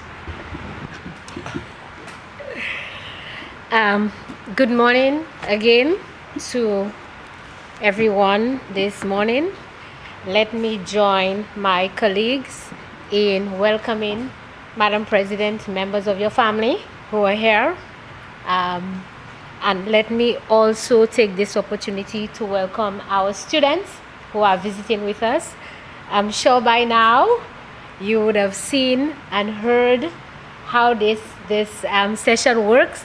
And I hope, as perhaps my colleagues have encouraged you to enjoy St. Lucia, we do have some festivities happening in the coming days, and I hope that those of you who will or choose to can participate in them. Madam President, Mr. Deputy President, is that correct? Okay, forgive me if I get it wrong. Mr. Deputy President, I do consider it an honor to be here today again, and perhaps to stand and to speak on some of the matters of interest in this country. To be honest, I did not intend to speak on this motion being presented here today. And I grew up with my grandmother. And my grandmother always said to me, "Super hadi bien padi mal." So I would not have been the one to stand up and to criticize such a policy position to a certain extent, although I do see certain flaws within it. But I felt that after listening to my colleague and my very good friend, who's also from my constituency, that perhaps there are a few things that I need to remind her and members of. Mr. Deputy President, I want to say to you that 2 years is a very, very, very long time. 2 years, it is 24 months, and it is 730 days. not calculate the second. But 2 years is a very long time. And so for the member to stand up here and make it seem as if 2 years is just yesterday. Ipakosa. All right? Se gwa munanya baikado yoru suyon bu ba okuho dia pour 2 years pour delania. C'est pas de kou kay pou ek de la peut-être pas même survive. So 2 years is a very, very, very long time. And I also want to remind the member that in March of 2023, we presented a 6-point plan, did we not? Yes, we did. And what is it that the government said? They throw it in the garbage. They did not want to hear anything from us. Okay? Right. So we have been trying to contribute to the development of this country, but they threw our 6-point plan in the bin. Exodia gade kote nuye. And it did say to okay? Gade kote nuye. And in our 6-point plan, we spoke about that. Right. Okay? Mr. Deputy President, I don't know if you remember, but just about 2 years ago, which is not a very long time, there was a very, very popular phrase all over the place. You know what it was? People don't eat roads. Major dia, yo, look at that. People don't eat plywood. People don't eat cement. People don't eat lumber. Really? Yeah. Really? Yeah. Do you know why we had that road package happening in this country, Mr. Deputy President? Because we recognize that road construction, and especially some of the small contractors that we brought in to undertake that road construction, that it would stimulate the same economic activity that they are talking about today. The truckers. The truckers were getting work. The backhoe owners were getting work. Excavators were getting work. Places like Wheel Rock, which is from the south, was getting work because we needed the materials. Even contractors today, our famous contractor, Mr. Reno, was getting work. And people were being employed. You know what was happening as well? When these guys who were working on the roads, when they got their pay packet, you know where the first place they ran to? Well, some of them went to the rum shop. But these people sell, they need their money too. They have to drink a little beer or whatever. But most of them went home and their wives, girlfriends, or whoever it is, you know where they went? To the supermarket. To buy what? Food. And you tell me people don't eat roads? People don't eat roads? But with this stimulus package, there's no direct money that is taken and given to those people to go to the supermarket. Are you aware of that? It is expected that if you were probably going to pay $200 for a sheet of plywood, now when you buy one, you'll get a savings of $10 and you can use that. But let me tell you something, sir. Super need $200 la pour get a sheet plywood who still pass again. Even if you bring a sheet of plywood down to $10 and people don't have $10 in their pocket, they can't buy it. That's right. So, that's the point. Whilst I said I have no objection to this policy in principle, but here's where I'm going to tell you. And even before I go there, about the people don't eat roads. The member mentioned about the housing repair program. If I was the member, I would have Madisa. That's an embarrassment. The picture in every single St. Lucian mine is 2 little greenhouses in Dennery with no toilet, no bathroom, nothing. That's right. Absolutely nothing. But I have to say something. I see my parliamentary representative is here, and I have to give him that as well, that he did a housing program in my constituency up in Grace, and it was a model, so hats off to him. But you know what I want to say to him today? Take some pictures and show it to your colleague in the Ministry of Housing and show him what a housing repair program should look like. But Madam, Mr. Deputy, you see that housing program that my colleague on the other side speak of. When you're driving up the road or down the road from them, you can wear dirty kai lala. Dirty kai ve. Ipani bathroom, ipani toilet, koyo ka pise, koyo ka kaka. Ektiba ila piti telma. When they la yo kushe adi da depe yo kaped pandoa. 2 little things and you talk about housing repair program. I mean, come on. If you want to take people out of poverty, you have to do it properly. If you did not have money to do a housing repair program, perfect. That's right. Don't do it. But if you're going to do it properly. Okay? So I am all for a housing repair program. But at the end of the day, let's move on. And then she speaks about the poor housing conditions of people. I grew up with my grandparents in a 1-bedroom house. They slept in the bedroom and I slept in the living room. I had my little cabin like everybody else. You sleep. When you wake up in the morning, you roll it up, put it to dry if you were peeing in bed, and put it in the house. I slept on it too. And I grew up in a house with no electricity and no water as well. My grandfather was one of those persons who dig all the roads to run the pipes. At that time, they were paying persons to dig pipes to run water in Greece. My grandfather did that. All right, so I know about this. And for me, the way to get people out of poverty is to create economic activity, generate jobs so they have money in their pocket, so they can actually go and buy plywood, cement, galvanized blocks, and to build a house. That's right.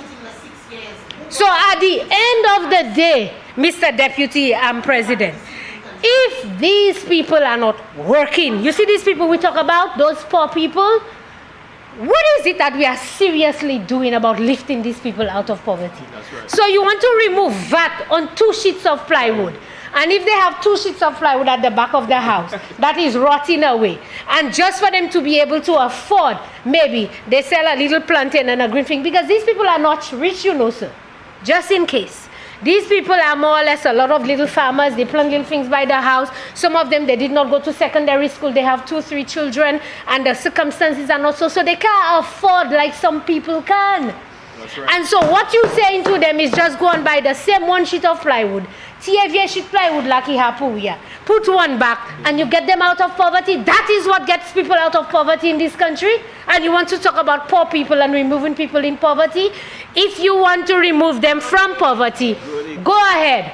Grow the economy. Create substantive positions and policy positions that create jobs and employment.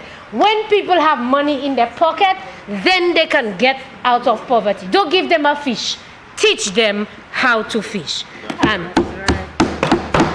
then she also made mention about the 80+ program. About the 80+ program. And I thought to myself, in fact, my husband said that to me. He said to me, baby, you know, the Bible says that God gives men. Sorry. God gives men 70 years to live, right? That's what it says in the Bible. And this government is implementing a program that you have to wait 80 years. Bon Dieu ba ou 70. Mais gouvernement about 80. Tout temps pa 80. You cannot benefit anything in terms of healthcare from this government, and they tell you they implement an 80+ program. So half of the population dead already by 80, and at the rate we're going is at 20s and 30s, because you see those young people that are dying nowadays.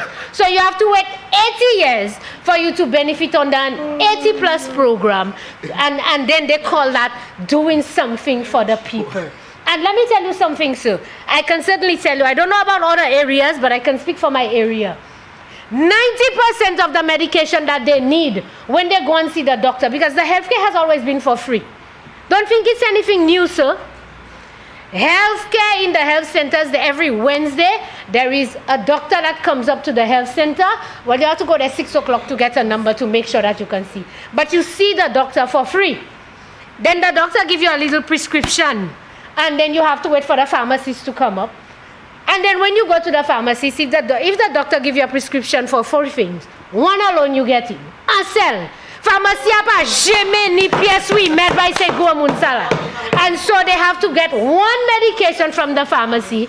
Then they have to pay the $2.50 to go to Viewfort and then go to Total Healthcare, Massey or wherever to try and see if they can get the rest of the medication at $80 and $90 and $100. That is what you call an 80+ program. If this program is to be effective, first of all, I would recommend that you reduce it. The age of retirement in St. Lucia is going to be 65. So do it at 65 because we know the retirement money, the little caca that you get from NIC is barely able to help you. All right? So do it at 65. And secondly, ensure that the necessary medications are available in the pharmacies, so that when these elderly folks go and see the doctor, they can get the medication for free. Then you can say you have an 80 or 65+ program. But right now, as it is lipstick, as my colleague called it. Lipstick, you put it on it. So, Mr. Deputy President, as I said, I welcome it. But if you don't have money, you can't afford it. And as my colleague said, this is nothing new. This has been done before. But did it work? And my colleague asked the question, and the senator asked the question. Yes, we have evidence that it did not work. Do you know what's the evidence that it did not work? Because under Kenny Anthony, during these years, we had straight with, what did we call it? Economic decline? That's right. Recession. Economic recession? Right. So did it stimulate the economy? No. Because when you look at the books and when you look at the growth rate, we had economic decline. So if it was something that would have ensured that we rebounded, then you would have seen it. So that is the guide that I use because it's an economic stimulus program.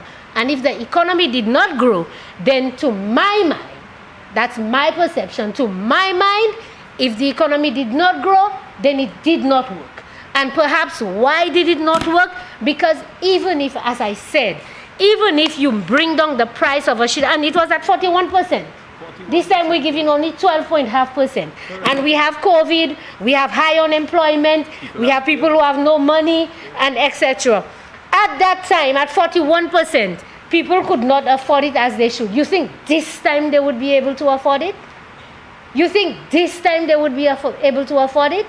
This is not a policy for the poor people of St. Lucia. And I can say that. That's right. This is a policy for persons who can afford, for those who continue to have, and this is a policy not for the have-nots, but for the have. So if you have money, you can afford it.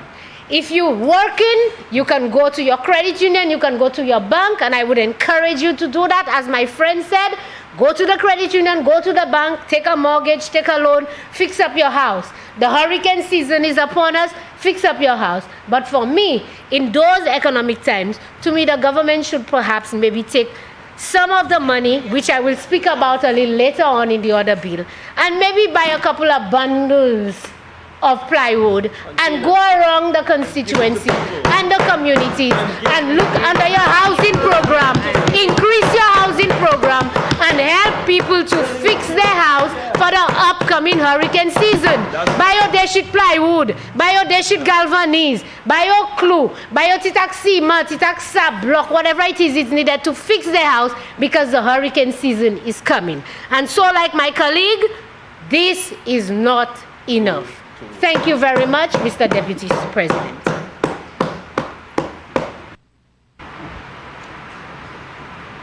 Senator Daniel. Thank you very much, Mr. President, Deputy President, sorry. And no, I'm okay. Mr. Deputy President, I have noticed in our country a tendency to mischaracterize and to epitomize facilities and efforts at their de minimis point. What is the lowest? What is the worst? And so anytime an effort is made to stimulate the economy, to give people a little hand-holding and help, it is always characterized as it's not only this or this alone will not solve the problem. Whoever said that there is any single magic bullet to solve any problem, whether in government or in personal life? And so you try, as I need a lot, just look at my size, I could do with some exercise. It's like I'm on the road walking and somebody will stop, and it's not only that, that alone will not get you fit and so on. Of course, it's not only the exercise. I need to watch my diet. I need to watch what I eat. Even to the point I need to get enough sleep, because you can get all the exercise that you want. You can watch your diet as closely and as healthy as you want, and you ain't sleeping enough, it's gonna throw your metabolism and a whole lot of things off whack. I got into an argument with somebody this week. Or was it last week? I can't even remember. About the government announcing that they had provided new motorcycles and vehicles for the police. And it's the same kind of argument coming from the same people. Oh, that won't solve the crime problem, it's not vehicles. You're always talking about giving vehicles. Whoever said that only vehicles will solve the crime problem? But does that mean that because vehicles only will not solve the crime problem, that you should not give vehicles? That all of a sudden vehicles become not a necessity, they become dispensable? Of course we know it is vehicles and equipment and personnel and technology and a whole lot of things that you're going to need. We know that. So it is always downplaying and poo-pooing and dissing and dismissing anything you do. It is from this side, from the United Workers' Party, that a minister of education, no less, when doing the same thing of dissing and downplaying and poo-pooing the giving of laptops to children with the words, it is not only when you give laptops to children. Whoever said that the education and the advancement of children were ever deemed or conceived to be dependent only on laptops? There are so many aspects and facets and angles and perspectives and dimensions to education than giving laptops. But we are now 20-something years into the 21st century. Some people need to get that into their head. It is not only when you have blackboard and chalk and eraser that means you're doing it. You got to move with the times, with the technology, with the upskilling, with the upgrading, with the advancement, with the modernization of our people.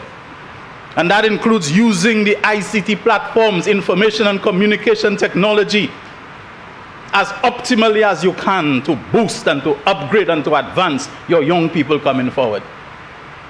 For this continuous thing from the United Workers' Party, anytime something is done, it's not only that. Whoever said that the zero rating of construction materials and the removal of VAT on them is the only thing that will drive this economy, or the economic recovery or economic stimulus of the country?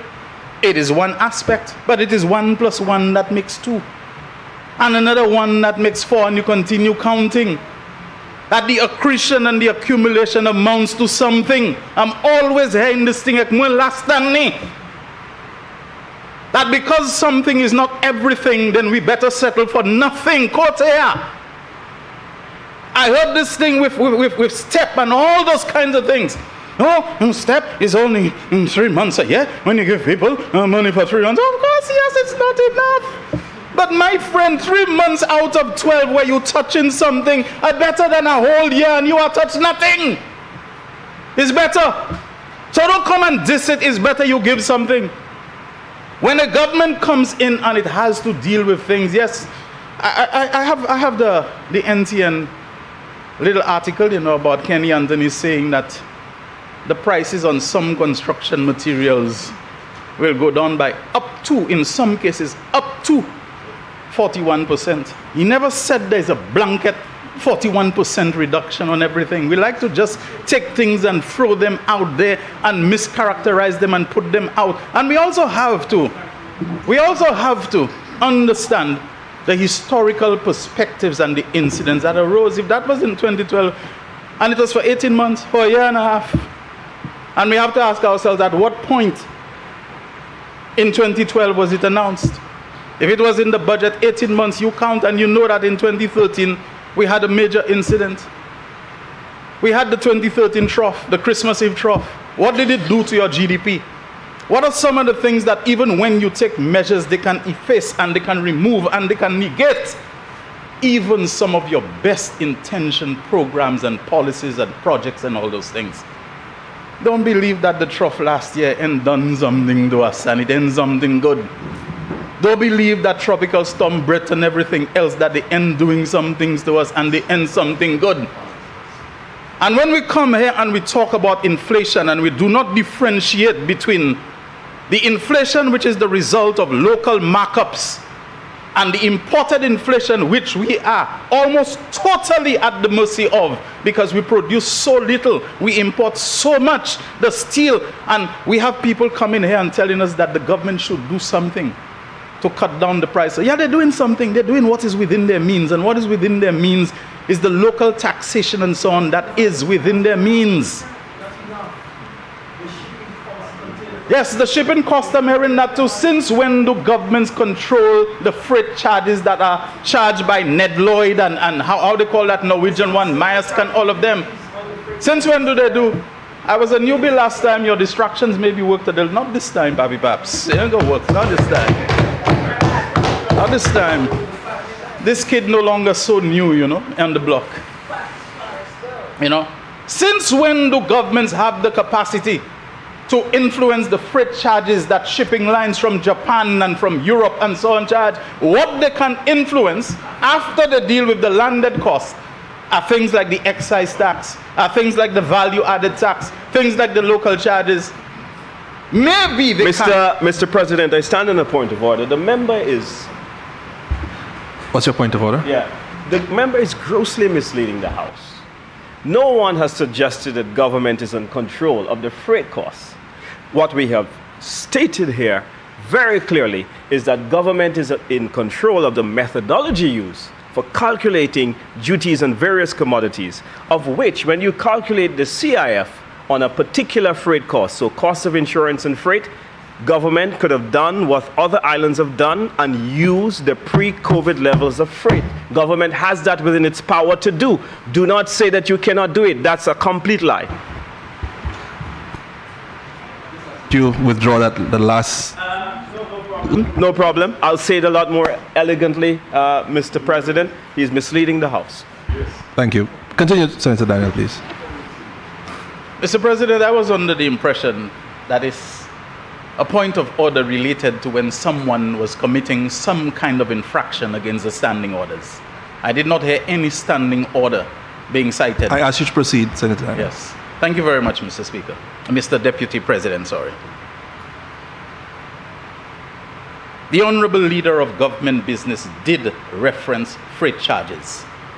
And we know CIS stands for cost, insurance, and freight. When a liner brings things here to our country, the cost of it, the insurance for the shipping, and the freight are predetermined. They are not locally determined or influenced. They are not locally influenced. And I want figures to be shown to show me that if a liner brings in whatever it is from overseas to our country, that we have a say in how much they charge for transporting it to our country. And I'm standing resolutely to that point. And I don't think people should impede others when they express matters which are within the province of what they can express upon. However, let me move on. Let me move on. This tendency that it is either all or nothing is one of the most foolish things that I have heard, and it is an argument that is being bandied all the time in the public space. And it is one that needs to be tackled, and it needs to be rebutted and refuted at every turn. When we talk about a government stimulating an economy, I had been characterized like 2 sheet supply, just 2 sheet supply. Yes, there are some people who will want 2 sheet supply. There are some people who will want 5. There are some people who will want a whole pallet, a whole truckload, the contractors and so on. And reducing it by 12.5% from what they would have paid. If they would have paid $112.50, it adds up. Because it's not only plywood they'll need cement, they'll need steel, they'll need the other things that are there. And that is going to have an effect on the cost that they pay. And it is definitely going to mean that they are able to recognize a savings that will encourage them, which was not otherwise there. It doesn't mean that the price can't go down. It doesn't mean you don't want, less money to pay. That's not true. Nobody is saying that. But don't pretend that it is nothing. This is what I'm finding is like, the same way I heard an argument in one of the chambers that a piece of land which was resurveyed and it was subdivided, that it was the same size and the same, area and the same square footage and so on than before it was subdivided. It's the same thing, They split it up, But right away it became the same. It's the same way people are trying to tell them it makes absolutely no difference whether you pay $100 for something or whether you pay $112.50. It adds up, and it is not the only thing. There are other things that are being done to help people in this country, including poor people. Unless you want the government to enter into an arrangement with the building suppliers and say, okay, everybody who buys a sheet of plywood, the government, note it down, and the government will pay $50 on each sheet for you, and so the price. Yeah, the government could do that if we were living in Venezuela when things were nice, where they were subsidizing the price of fuel at the pump so much that Venezuelans were paying only a few cents, hardly anything, a token sum at the pumps. They could afford to do that, my friend. They had oil. They had the wealth. Maybe we might have Guyana doing the same thing. Saying, okay, the oil wealth that we have and the stupendous growth in our economy, that we can use some of the surplus and the windfalls that we have to subsidize things. So wherever somebody go, they just have to flash their sovereign wealth fund card or whatever, and they're going to get an 80% discount. We don't have that in St. Lucia. Even right now, even if Venezuela wanted to do it again or to continue it, they can't do it.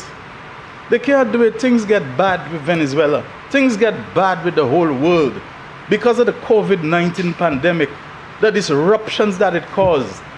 It mangled and upended things all over the world where governments had to spend tremendous amounts of money on behalf of their population so people would not have to pay the full rack rate for what it took to deal with the COVID-19 pandemic. It has caused supply chain disruptions. It has caused inflation. I hear people talking about inflation here as if inflation is something unique to St. Lucia, as if inflation is a policy failure of the government. Well, my friend, if that's the case, why they got so much inflation in the United Kingdom? Why they got so much in the United States of America? Why every country bawling inflation, but somehow we who don't have this kind of wealth, we don't have the oil, we don't have all this surplus, people want the government to intervene in a manner that will directly cause prices to go down.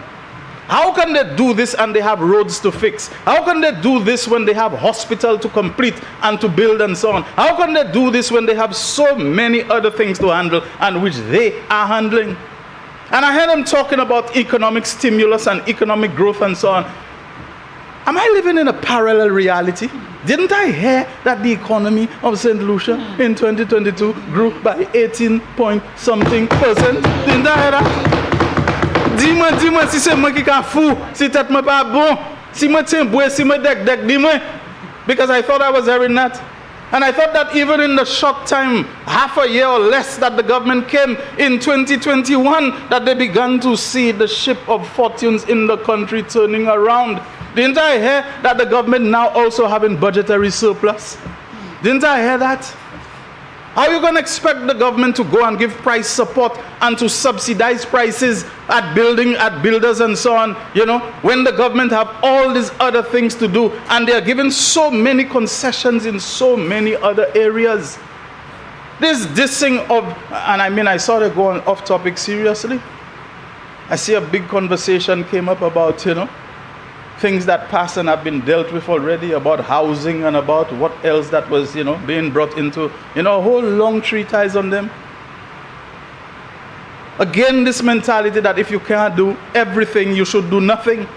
So somebody who have no house, their house fall down because it's so old, it's so ramshackle and so on, you build a little something for them where rain ain't wetting them, where in the night, animals ain't coming to abode with them in their sleep and so on, and a whole lot of things that could happen to them. And all people can talk is how the house small, how it is a little cabe, how it is nothing. Is that the spirit that we want to be fostering in this country? That if you can't give some, that if you, You know, that if you can't give somebody everything, don't give them nothing when they had nothing already. So leave them in nothing when you have so many other people to deal with. Is that the mindset that we want to be fostering in this country? And when we talk about economic stimulus, when government intervenes in a manner that it causes prices at the point of sale in private enterprises to go down, so that this, as expected, results in an increasing sales, isn't government helping the private sector? Isn't that what we want? I heard criticisms of lowering the prices on backhoes and tractors. Why? Because the thinking now is that it will represent unacceptable and excessive competition for those who already own them. They're not going to get work. They're not thinking, okay, the importers of backhoes and heavy equipment and so on, that they now are going to get a sale. Is always a negative vibe that has to come, that if you do something good, your good will end up doing something bad. Who said that the market and the sector for heavy equipment is so limited and that they will not need a replacement for attrition and wear and tear that will enable people, if they want to buy new ones? And anytime you lower prices to make things more affordable for people, you aren't telling them to go and buy it, you know. You know, I used to lecture a young person, a relative of mine, who anytime she saw a deal of a half price or something for a fridge, whatever, she wanted to go and run and buy it and so on. And then she find herself in financial problem. And when I talked to her, she used to tell me, but, you know, that was such a good deal. I couldn't let it pass. You know, you don't get that thing for that price. I say, yes, it's a good deal when you have money. When you can afford it, even at the reduced price, given all your other commitments, it might be too much for you.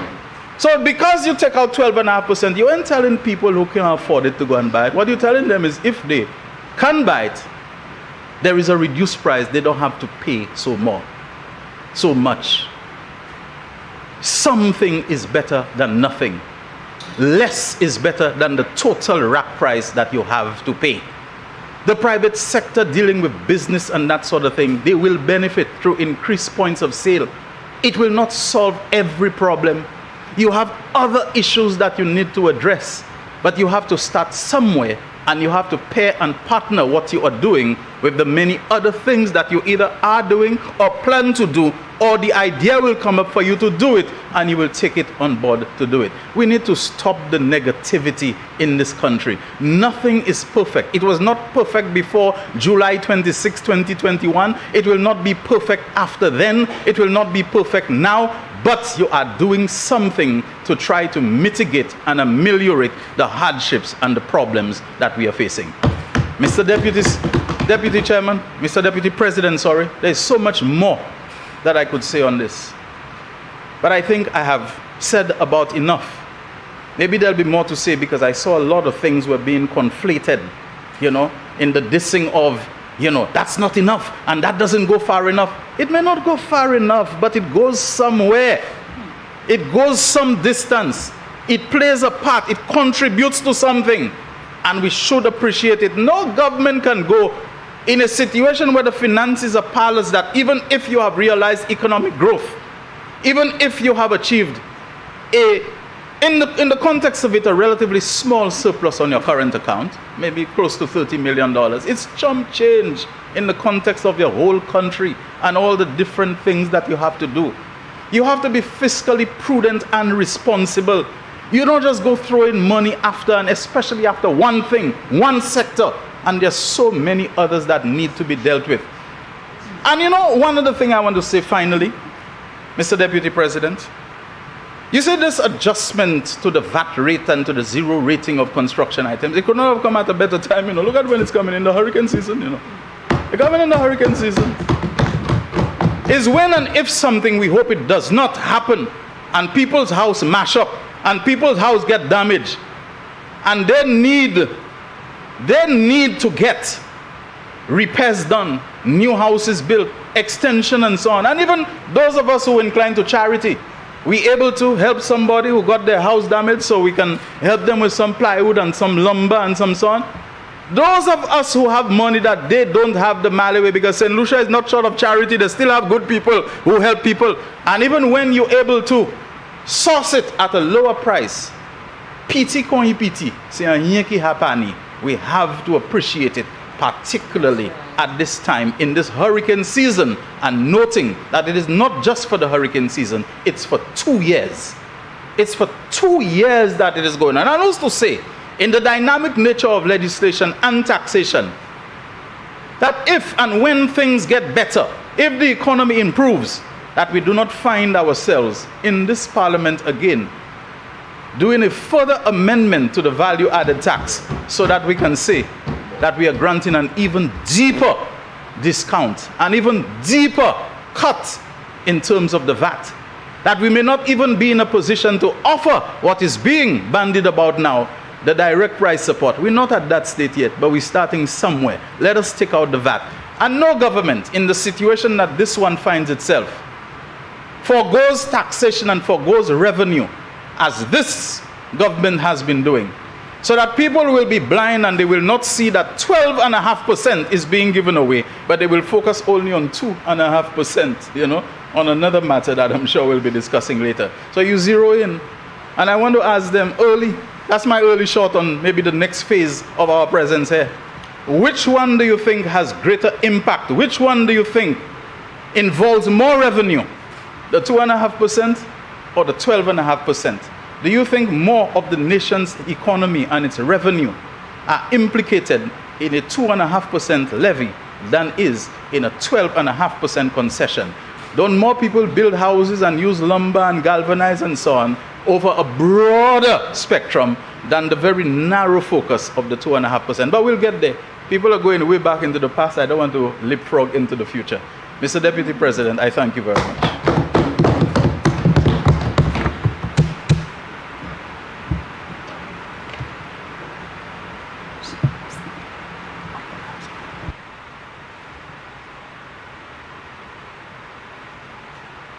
Senator Jawahir.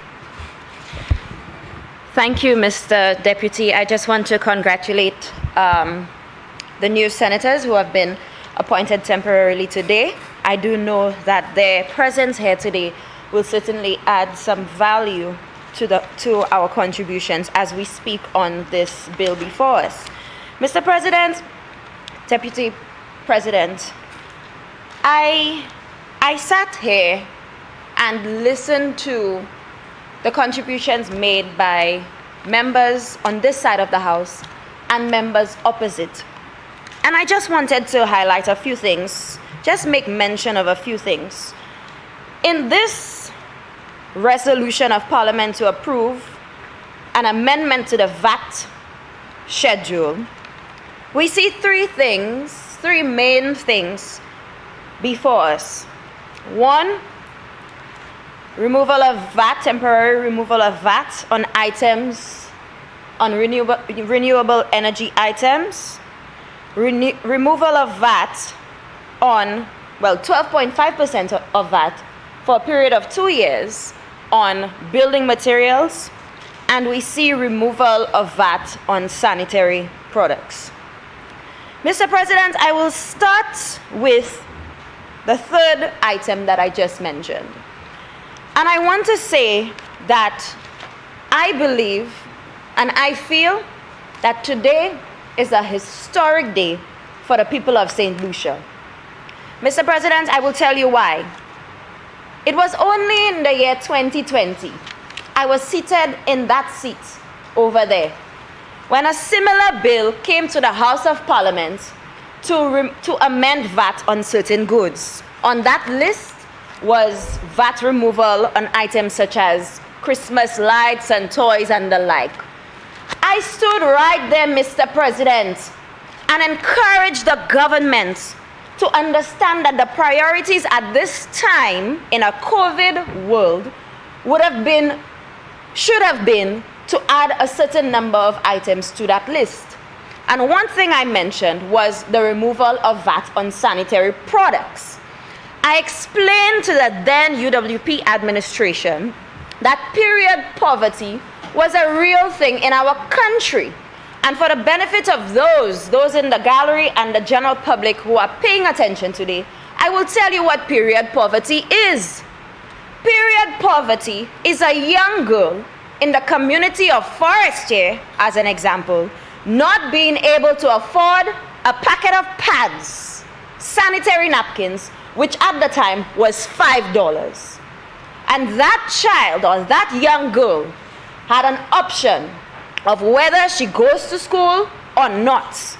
And if she decided to go to school, Mr. President, she had an alternative of maybe using toilet paper or cloth because she could not afford sanitary napkins.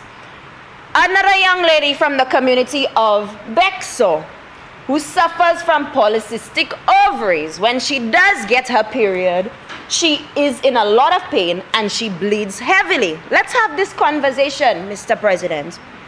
I encouraged the then government to remove the VAT on sanitary products because a lot of our vulnerable persons from the young women and girls from those communities could not afford a simple item such as that.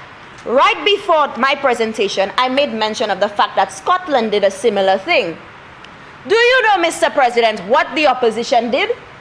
And Mr. President, today, they have the unmitigated gall to come in this house and talk about the government of St. Lucia not doing enough as it relates to removing VAT on certain items. Mr. President, today in this honorable house, we have as a temporary senator, the one who presided over the previous Senate, Mr. President, and did not see the wisdom in that to recommend to her own colleagues at the time to remove the VAT on sanitary products. But guess what I noticed, Mr. President? Every single member of the opposition side who have gone before my colleagues today have not once mentioned what the St. Lucia Labour Party administration is doing as it relates to the removal of VAT on sanitary products. Not one of them has spoken about it. Is it because it is not important? Is it because that we are not paying attention to the reality? Or is it because they cannot relate to what the ordinary man and woman is having to go through, Mr. President? They laughed at me. Kisaki period poverty, what is that? You cannot relate to it, so you will not understand. Now let me tell you what you cannot relate to. And before I go to that, I just want to highlight on page 2, F 96.19. This government is removing VAT, not on a temporary period, not for 2 years, but indefinitely on sanitary towels, which is pads and tampons, napkins, and similar articles of any materials. And if you look at that schedule, you will understand that it also applies to diapers, baby and adult diapers. Mr. President, how is this something that we as a nation cannot be proud of and say, hats off to this administration, hats off to Honorable Philip J. Pierre, Mr. President. And every time we came with an amendment in this house, I spoke to my Prime Minister, I said, PM, one day we need to remove VAT. And our Prime Minister has heard the cries of women and children in this country and has removed the VAT. Senator Charles? Can I just stand up on a point of clarification? Mr. President, I do not yield? No, I need to just allow me to finish, make my point, please. Our Prime Minister, Honorable Philip J. Pierre, has seen the wisdom in offering this. And let me tell you, it does not just apply to who we refer to as the Malaways. Everybody, whether you support red, you support yellow, green, or blue, you can benefit from the removal of VAT on sanitary products. You know how expensive it is to buy adult diapers? And Mr. President, as we on adult diapers, I want to know why it is that the United Workers' Party continues to demonize the elderly, Mr. President. Why is it that they continue to demonize the elderly? And I'm referring to the comments made by the senator before me about the 80+ program. Do you know, in St. Lucia, we have over 3,000 persons who are at the age of 80 and older? 3,700, thank you, colleague. You're telling me almost 4,000 persons are insignificant? You continue to demonize the elderly, and you want to say why he's just under 80, but I'll tell you about the 80. Donald Trump is almost 80 years old. He was a president of the United States of America. Joe Biden is over 80. He's the president of the United States of America. Nancy Pelosi is over 80. What was she, the speaker? You telling me that we cannot take care of the people whose backs we stand on to create a future for the next generation?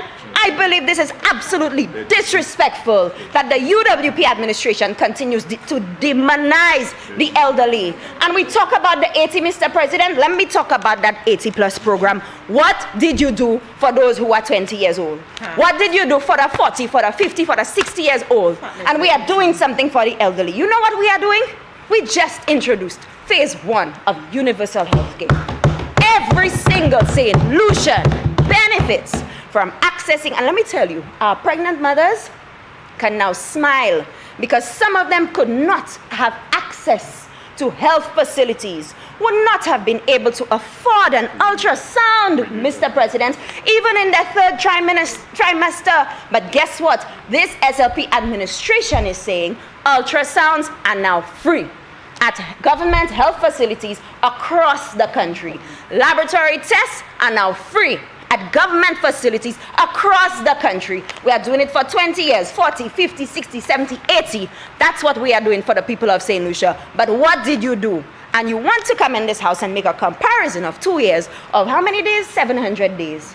You had 1,805 days, 825 days. 5 years going on 6 years to do something for the people, for healthcare in St. Lucia.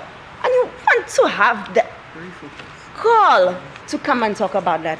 Mr. President, and I want to tie this in to the 12.5% that is being removed on building materials. And we'll start off with St. Jude. Because I just said to you that we intend and we continue to provide opportunities that will impact people across the board. But you see, if you did not waste our $7 million and give it to an entertainment company, and by extension, a contractor to purchase vaccines that we have not even gotten the money from your administration, we did not get a cent back. What could we have done with that $7 million for health sector, Mr. President? Mr. President, can I stand up? And Senator Charles? The member is misleading the House. She said we did not get a cent back, and that is untrue. So you're standing on a point of order? Yes, please. And what is your point of order? My point of order is that the honourable member is misleading the House when she said that the $7 million we did not get a cent back.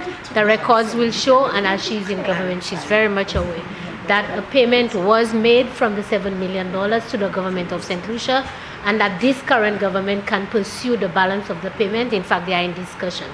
So it's misleading the House to say that we did not get a cent back. Mr. President, that's not what I said, and perhaps the member should pay attention. No, I said that under the previous administration, we did not get a cent back. That's what I said. I actually said under the previous administration, we did not get a cent back. Talk about that. So what exactly are you saying, please? I'm not quite following you. What I am saying is they wasted $7 million to purchase vaccines, did not do due diligence, and we never got the vaccines back, but their administration never sought any form of redress to be able to give back to St. Lucians. It is this SLP administration that has made strides to get that money back, Mr. President. That is my point. I never said we have not gotten a cent back. I said your administration did not do anything about that. So, as I continue, we are speaking of the VAT removal of 12.5%. How can a member of parliament stand in this honorable house and call this pitiful? How can a member of parliament come in this honorable house and say that this has absolutely no impact on the lives of people? Now, Mr. President, I will make this a document of the house because I have in front of me an invoice from somebody who went to, I will make it a document of the house, who visited a hardware store. And at the time, the price of plywood was $159. Now, Mr. President, that is now $129. With the 12.5% removal, do the math, another $20 removed. You telling me that these things are insignificant? And the members over there, they want to talk about rundown house and how they grew up. Do not forget where you came from, because it also happened to me too. When my family could not find money to fix the galvanized, we have how many 12 little buckets trying to get the water dripping from the ceiling. That galvanized means a lot for our people. I got a call from a 72-year-old man, Mr. President. I will not say which community he is from. The man tell me, ish, moi apprécier sa gouvernement ka fait by nom comme moi. Because in his words, he could not have afforded a sheet of of galvanized before. But now he can. It's a little more affordable. The members want to talk about the basket of goods in St. Kitts and refer to St. Kitts removing duties on items. But what the member failed to inform us is that this duty removal was on only a few items, you know. It wasn't on all import items for food items for personal consumption. And what the member further failed to let the people of St. Lucia know is that up to this day, St. Lucia still has the biggest basket of zero-rated goods, Mr. President. Over 100 items. St. Kitts still cannot compare to that. And let's talk about St. Kitts. We are aware that the St. Kitts government, our colleagues, has access to a CIP program that has been thriving for years. What did the United Workers' Party administration do with the CIP funds from before? Our government, it was in the lockbox. Up to now, we don't know how much money of it we had available, Mr. President. And in this day and age, our government has had to come in and transform the CIP structure in St. Lucia, because there were a lot of questions about due diligence. You cannot come here and compare what St. Lucia is doing to St. Kitts, who has had a CIP that was thriving for 5-6 years, even when you were there, Mr. President. Mr. President, the member also spoke of what we are doing for renewable energy is insufficient. I mean, it was the same UWP administration that closed down the Dennery wind farm project, you know. It is that same UWP administration where a member admitted it was his signature on a Procedural letter demanding that certain amounts be directed for lighting. Up to now, we have not seen a cent of that. But in the 22 budget, our Honorable Prime Minister Philip J. Pierre allocated money to remove the sodium lights and replace with LED lights. What are we doing for renewable energy, Mr. President? Let me tell you, it is just so strange to listen to members opposite on the other side act as if they have been living in a silo. And Mr. President, before I close on this, I want to address this people eating roads thing. The members said that the SLP, when we were in opposition, all we had to say was people don't eat roads, people don't eat roads. But we said it, Mr. President, because for 5-6 years, that is all the United Workers' Party could have done, give people roads. I remember a particular member of parliament for Grosile stood in the house 45 minutes into his debate, Mr. President, say, when the speaker tell him you have 5 minutes, he say, hey, Mr. Speaker, I'm still on roads, you know, never addressing an issue in his constituency. $16 million of our hard-earned taxpayers' money spent on less than a mile of road in Grosile. That's all you could have done. Mash up the whole Corinth Highway, dust in people's house out, a road that good, just so you could vegle people, flashing mirrors. All you did was roads. You could not finish St. Jude Hospital. You came into government 2016-2017, commissioned a report to do an audit, learned that the structure, the original structure, was 80% complete. You pushed that on aside and spent almost $500 million to build another structure that we cannot even go into. And guess what? Our Prime Minister has now had to allocate $32 million of our budget this year to pay off a contractor. For what? An incomplete project. You could not build one hotel room in 5 to 6 years. You could not put food on the table. You could not do what this SLP administration in less than 2 years has been able to do. So that is why we had to tell you that people do not eat roads, because that's all you were giving us. And you want to talk about focus on economic growth? It's as if the member opposite was not paying attention. And I'm really happy that my colleague, temporary senator, stood up and said and reminded her that we are now experiencing an 18.1% growth in our economy under the leadership of Honorable Philip J. Pierre. Not something that you could have said, Mr. President, on the other side. So, if you believe that this is a bill that is going to benefit the lives of people, stand up and say that. But do not come here and lie. And let me take you down memory lane. You want to talk about this is insignificant? We were not the ones who said we were going to remove that completely. I stand up on a point of order. Senator Charles? I think the honourable member is using unparliamentary language by telling people they lie. Can I ask her to take that back, please? Did I say that? I agree. Please. Oh, my apologies.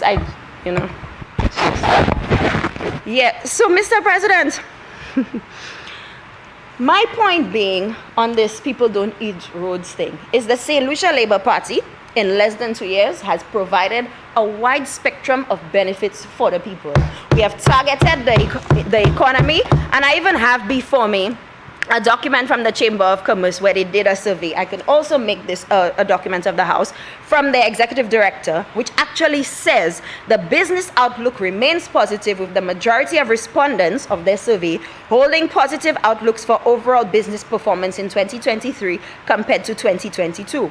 Only 16% have a negative outlook or turnover. 65% see profits increasing, and 45% plan to increase investment in the next quarter. What does this tell you? There is increased economic activity.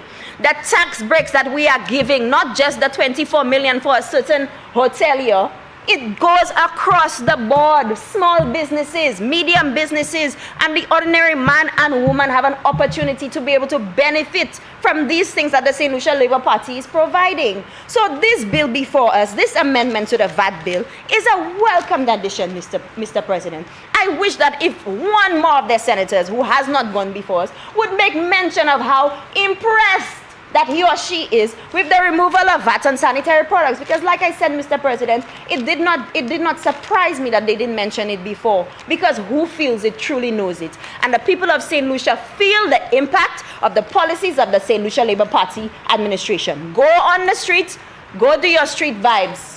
The media has interviewed the public from Grosile to Viewfort, and 99% of the persons interviewed have said that they are in support of what this St. Lucia Labour Party is doing.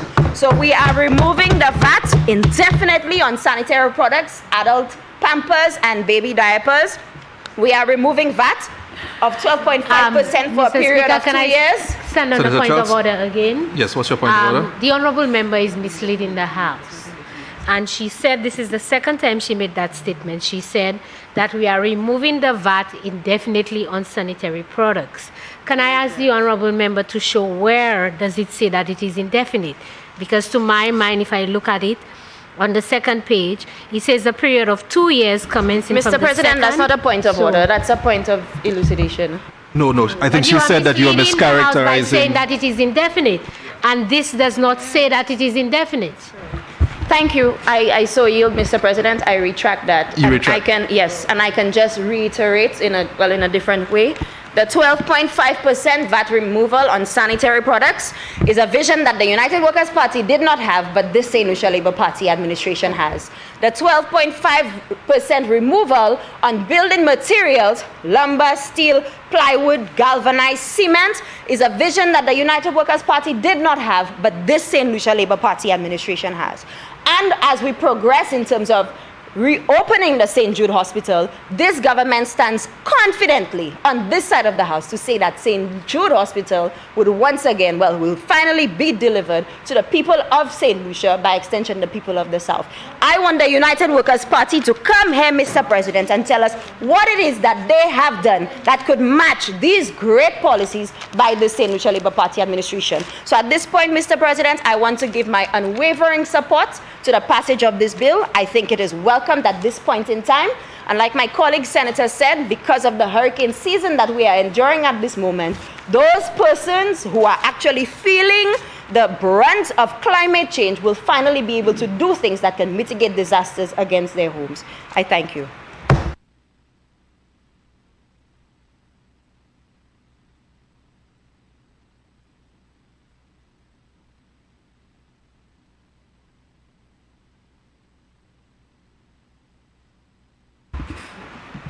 Honourable Leader of Government Business.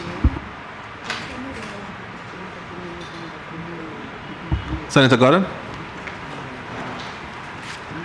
Thank you,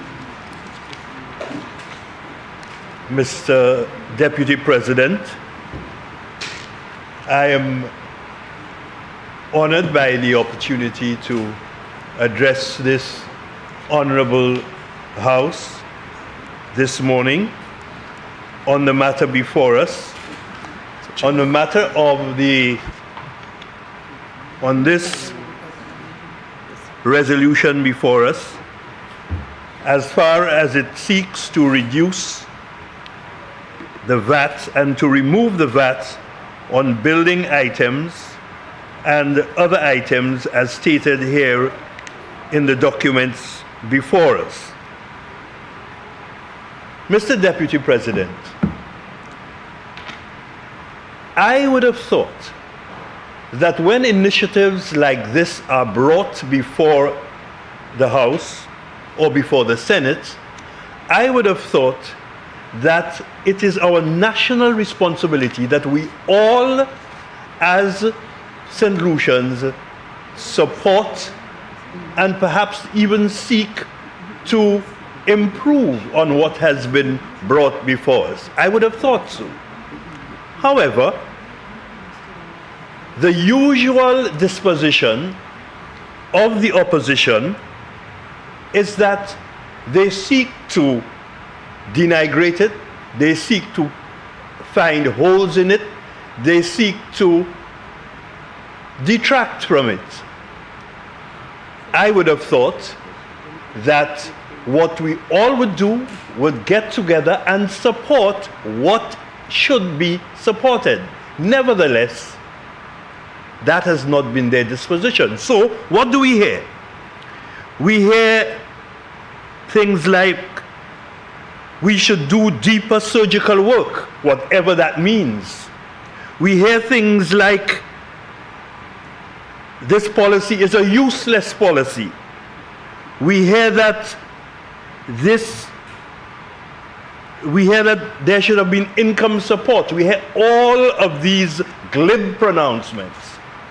But certain people on the other side have been known to always have glib pronouncements, but these glib pronouncements have no substance. These okay, deeper surgical work, what does that actually mean? What is the deep surgical work that you're talking about? He talks about an exercise in futility.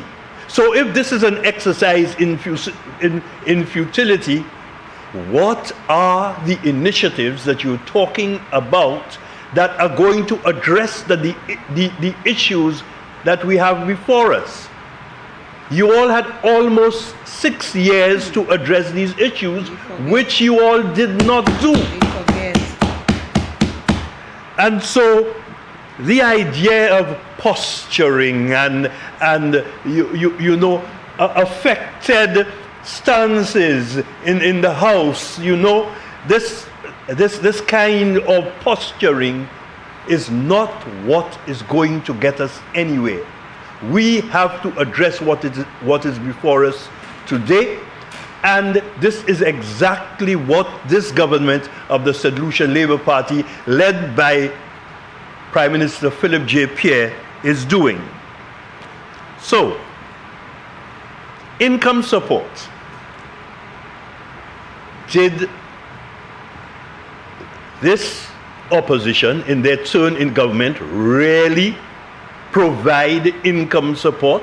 What happened to the $300 million that they put their hand on? Yo touché $300 millions et pas de sous-tuiv yo bay moun en disant 300 millions ça là. What did they do? They raided the coffers of the National Insurance Corporation. That is what they did. Raided the coffers of the National Insurance Corporation. Raided the people's money. And the same elderly that they seem to have such scant regard for are the ones who are going to be affected. And even the younger people who 20, 30, 40 years from now are going to be drawing or looking to draw from the National Insurance Corporation. we must have a holistic view of the issues of our development. We cannot compartmentalize. We cannot do that. When we compartmentalize, what we do is that we show that we have tunnel vision. And that is exactly what the opposition in government actually portrayed. Tunnel vision. They claimed they had a leader who had all sorts of visions. But what were these visions? All these visions turned to nightmares. Nightmares for this country.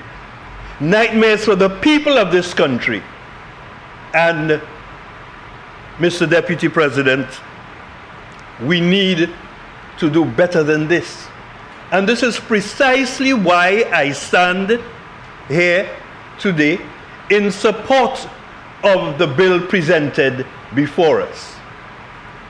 This bill is not the silver bullet, as others have said, that would do the magical job of curing everything. But this comes on a suite of other initiatives taken by this government in all areas, because we are putting the people first. And when we say putting the people first, we are not saying we put in étoile first, we're not saying we put in flambeau first, we're not saying we're putting the rich or the poor. We are putting the people of St. Lucia first. That is what it's all about.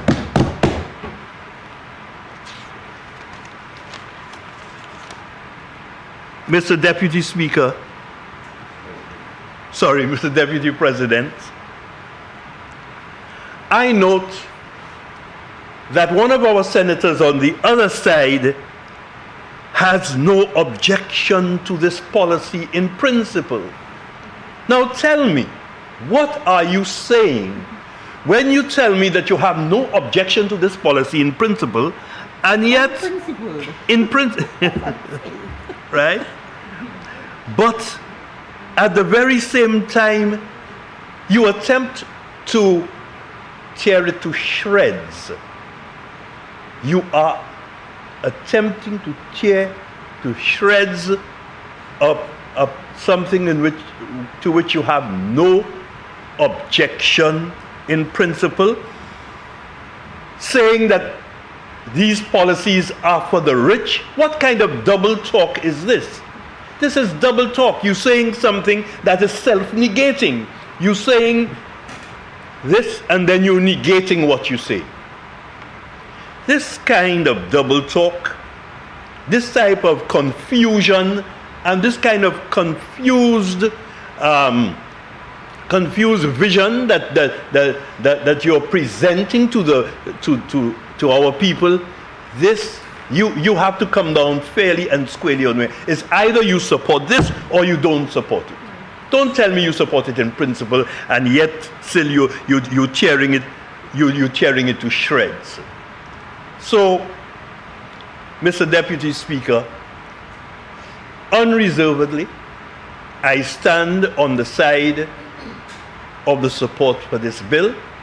I stand on the side of history, because when history is written, it will continue to show that it is the government of the St. Lucia Labour Party, or the government, the administration of the St. Lucia Labour Party, but the government of St. Lucia with a Labour Party administration that continues to address these matters. As has been noted here this morning, it was Dr. Kenny Anthony and the Labour Party, the stimulus. It is now Philip J. Pierre, Prime Minister, and these initiatives, but we have not been able to speak similarly of initiatives from the other side in that direction. Mr. Speaker, it is Mr. Deputy President, it is quite clear that what you have before us is chalk and cheese. What you have before us is a group of persons who do not have an inkling as to what our people are experiencing as against those who do because they have lived it. Yes, some people will tell you, well, we have lived that too. We lived in a two-room house. We did this. We have experienced that too. But if you have experienced it too, it seems you have long divorced yourself from that reality. Yep, they've seen it all. It seems that you do not understand, or you do not now understand what it is to live that reality, because you are now in the rarefied atmosphere looking down on the plebs below. The non-entities. Yes, precisely, the non-entities. The non-entities. What choice words are used, and what choice words actually describe and actually indicate how that group of people actually think, and how they look at the populace that they are supposed to be representing in some form or other. We always talk about, or they talk about how many thousand people would have voted for the opposition. And of course, X thousand people voted for the opposition. But where is the representation that these people are getting? We will not turn our backs on our responsibility in any way whatsoever. We will not, on this side of the house, fail to take initiatives that take into account the challenges of our people. We will not behave most of the time turning our backs on the representational initiatives that we are supposed to take, and spend most of our time out of the house and come in and out. And I am not referring to anybody here today, by the way. I am simply saying we will not do that when we should be representing our people by supporting initiatives like this. In most cases, we find ourselves outside of the house, seemingly totally oblivious of what is happening, or what should be happening in the house. So, this is my maiden voyage, and on my maiden voyage, I do not want to be too long. And having said yeah, I do not want to be too long on this maiden voyage, and I want to be thankful for the opportunity to speak to the issues before us. And I want to end by saying that I am completely in support of the bill before us. Thank you.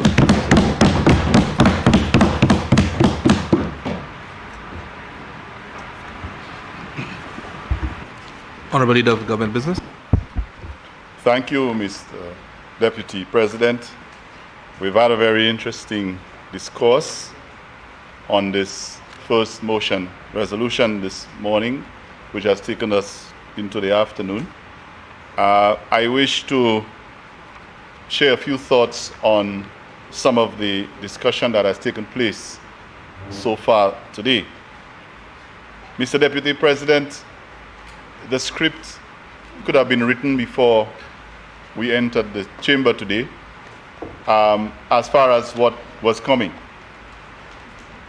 In addition, or aside from some of the nice, lovely colors that are with us, I, for a while, wondered whether we were having mathematics class or drama class something on the William Peter Boulevard, because I saw all of these little, snippets flash before my eyes as the debate went on this morning. But thankfully, at some point, I felt like we returned to what is normal for the chamber. And a former president of this chamber can vouch for what we always try to remind each other, that the conduct of the Senate, has a certain feel. So, Mr. Deputy President, as I mentioned, the usual approach, the usual mantra, the usual language of "I told you so." I think that's how the leader of opposition business started. If it's not "I told you so," it's not good enough. You can do more. And even coming down to the point where you hear this is useless. I think as a government, and a government is not made up of the executive only. The legislature, all of us here are part of government. We're part of it. I think the time needs to be with us where we can say that we differ with certain concepts and principles, but to get away from the habit of being so predictable. And as I sat there, I just felt like I was getting so much content for my rebuttal, but I had to truncate it in the interest of time. And so, Mr. Deputy President, let me highlight a few of those issues. First of all, in my presentation of the motion, I did indicate to the Senate that this reduction in the VAT on these selected items has a two-pronged benefit. One, to the business sector, in that they will get an increased sale, and one to the consumer, who will enjoy a reduced price. And what it would do is ultimately stimulate economic activity. Now, this is a simple principle that I think everyone here can relate to. But you see, the opposition had to have their day, and they had to do their thing. And so they did. And so, Mr. Deputy President, one of the first things I picked up from the discussion from this side of the chamber is something that sounded like, for those of us who may be Catholic can relate to it. Before First Communion, there's this process you go through, and you have to do confession, and there's something called point absolution. The old folks say absolution. It's almost like you come to this house or chamber 2 years after you have lost an election, and then you begin to say all the things that you wish you had done. So you take, and let me give you some examples. Leader of opposition business referred to salaries. What about salaries and job creation? What about renewable energy? That's not enough. What about consultants? You have, that's your favorite word, consultants. And the not establishing the cost on St. Jude's. Where is the costing for St. Jude Hospital? And why don't you do like St. Kitts and reduce the excise tax? Mr. Deputy President, I took note of these specific utterances to make one point. Every single one of these things that the member referred to are things that his government failed to do between 2016 and 2023, but is now asking that we should have done it, instead of giving the people of St. Lucia a 12.5% break on these items. So I said, you know what? It's amazing how, what 2 years can do. And I'm thankful that the St. Lucia Labour Party government in office can cause the opposition to begin to reflect on their misdeeds. So maybe there's a real benefit in this particular bill or motion. Not only that it's going to help the people of St. Lucia, but it's going to help the opposition start to confess their sins. Mr. Deputy President, I'll just give a few responses to some of those. So, the salaries and job creation. Mr. President, let me remind the opposition that it's this government in less than 2 years that has increased the teacher materials allowance to $1,400 that they'll receive in August. It is this government in less than 2 years that has given public servants the increase that they did not get in between 2016 and 2020. Still on salaries and job creation. It is this government, Mr. Deputy President, who has given pensioners a one-off payment of what, $500? Madam President, it is this government, under this government, that the unemployment rate has dropped to 16%. Talking about jobs. So, Madam President, consult the statistics. And I have also always cautioned the leader of opposition business when he's quoting documents. I remembered him going downstairs to the library, you know, asking for time off and coming up without what he went for. Mr. Deputy President, I now move to renewable energy. And I heard, renewable energy, what about that? Well, he gave some support to the point that I made about the break on the photovoltaic devices. But in trying to, as if I may borrow a word from my colleague senator, in trying to diss the point, he's saying that, what are you doing about renewable energy? But I'm happy that someone reminded the opposition that under a minister of education and who was also responsible for sustainable development and who was representing a constituency in Miku North, where Poale is part of that constituency. The wind farm was located there, and there were millions of dollars available to take advantage of that opportunity, and it failed. Nothing was done under that particular minister in that government. So, absolution, Monsieur President, absolution. And then consultants. I do not know whether he wanted to talk about Ernst & Young. I don't know, maybe. But he didn't say it, so I will not misrepresent what he said. I think he knows a lot more about consultants. Getting what percentage of the budget, colleague? I can't remember. Up to about what, 15 million? And then saying it's only a small percentage of the budget. I think he knows more about consultants. And then not establishing a cost on St. Jude Hospital. Really? May I still ask, we came into government in 2021, and we still, to this date, have not found one document that has established what the total cost of constructing the St. Jude Hospital is. When the review was commissioned by them, what is it, an audit? The results came, but that audit was never made public. And we had to commission a review team for us to be able to move forward. And I can cite other examples of projects that were done or partially completed, and we still don't know the cost of them. But leave that for another day. And finally, on that one, Mr. Deputy President, reduction of excise tax for let's follow St. Kitts. You know, I like to hear about best practice. And I've been one of those standing in this chamber and say, you know what, we are living in a region, we're not in an isolated world. Let us look to other places and find examples of best practice. But then, I don't know if my colleague is interested in going for politics, since he has failed to keep ancillary canneries, if he wants to try St. Kitts. But I'll tell him it's a different kettle of fish, because he seems to have quite a lot of information on what's going on there, to suggest to us that we should reduce the excise tax on fuel. When, Mr. Deputy President, a 60% increase on the excise tax of fuel was imposed by his government.